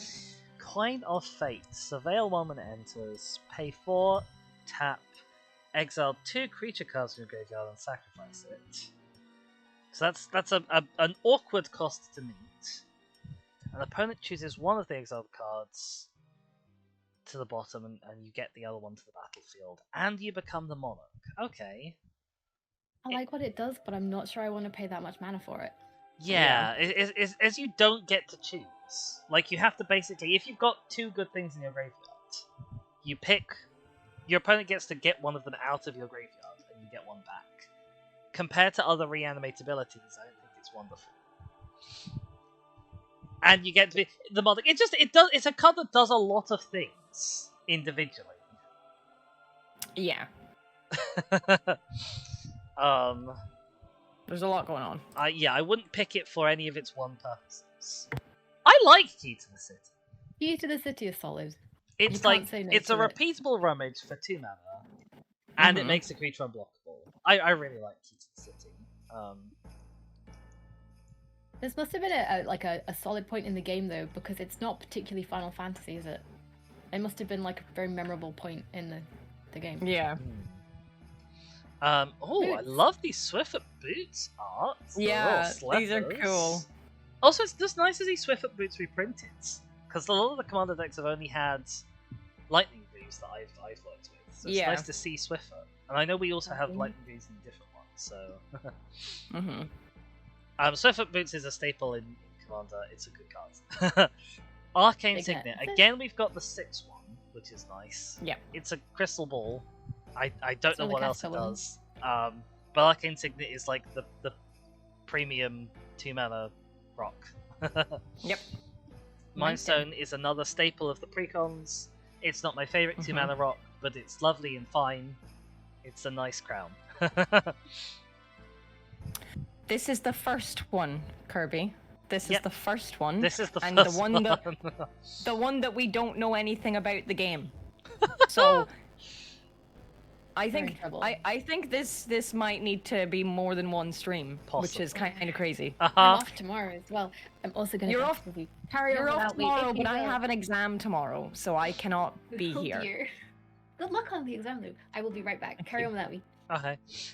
Talisman is again like things they often put in the precons. It's not my choice of Team Mana Rock, but I love that they get art for them all the time. Like it's lovely, it's great. The talismans often have good art, and we got another talisman. Oh, this is good art. This is fun art, yeah.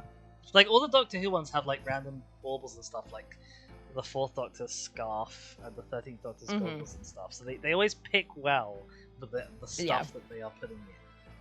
This is really fun. Oh, and then we have a flyby vehicle. The Falcon, airship restored. 3 mana for a 4/3 flying vehicle with crew 2. Whenever it deals combat damage to a player, you may sacrifice it and return a creature card from your graveyard to the battlefield. Okay. And then you can pay 5 to get it from the graveyard to the battlefield. Pretty cool. It's nice. It's a repeatable. Yeah. It's a repeatable, like, characteristic independent recursion. It gets any creature card back you want. You can do it. You can do it every turn for 5 mana if you really want. So long as as long as you have someone you can swing at in the air. Yeah. I like it. They Yeah, it's struggle pretty cool. sometimes to make vehicles usable. I think that's a usable vehicle. Yeah, I like it. And then the last artifact, the last card of the deck, we have Commander Sphere. It's an egg, which is not a sphere. Egg. Have you ever No, heard of not a something sphere. called a growth egg? It was buried in a tomb to the west a long, long time ago. Again, another popular mana rock for the precons. Not one that I tend to choose to run, but like you could put Commander Sphere in any commander deck and it won't perform badly. Yeah, that's totally fair. Also, my egg emote is actually getting some use, which is nice. Maybe I'll have to play Magic on so we can play some more egg cards, just to get people to use the egg. Which is the dinosaur lady deck that you get eggs, you sacrifice eggs, you do things. Oh, I don't know. I have no idea. I'll have to pull it up. Yeah. Donald's played a bunch and it's a bit good. A bit too good. Hex, this is a card you might like. This Falcon. Look at the Falcon. vehicle. It's a useful vehicle, which they don't always manage to make, but I think they've done a black solid vehicle. job with this. Oh, 4/3. Whenever it deals combat damage to a player, you may sacrifice it. When you do, return target creature card from your graveyard to the battlefield. Oh, and then you can return it tapped if you wish to, for very expensive. But at least you bring it back if you can't otherwise. Yeah. I like it. I like sacrifice. I like things that trigger my Blood Artist or my Morbid Opportunist or Bastion of Remembrance or anything that things die, because it will be a creature when it dies. Flying, so it can deal the combat damage. Yeah. I like Yeah. I think it's a solid card. And we're done with Final Fantasy VI. Aren't we so good at streaming? I mean, right, to be fair, right, okay, so 5 minutes starting, there was like a 20-minute break that just normally should be like 5 to 10 minutes, not true, like that long. yeah. I made it longer. And we had a little chat at the start, so, like, it still doesn't bode well for us getting through all of the decks, but still,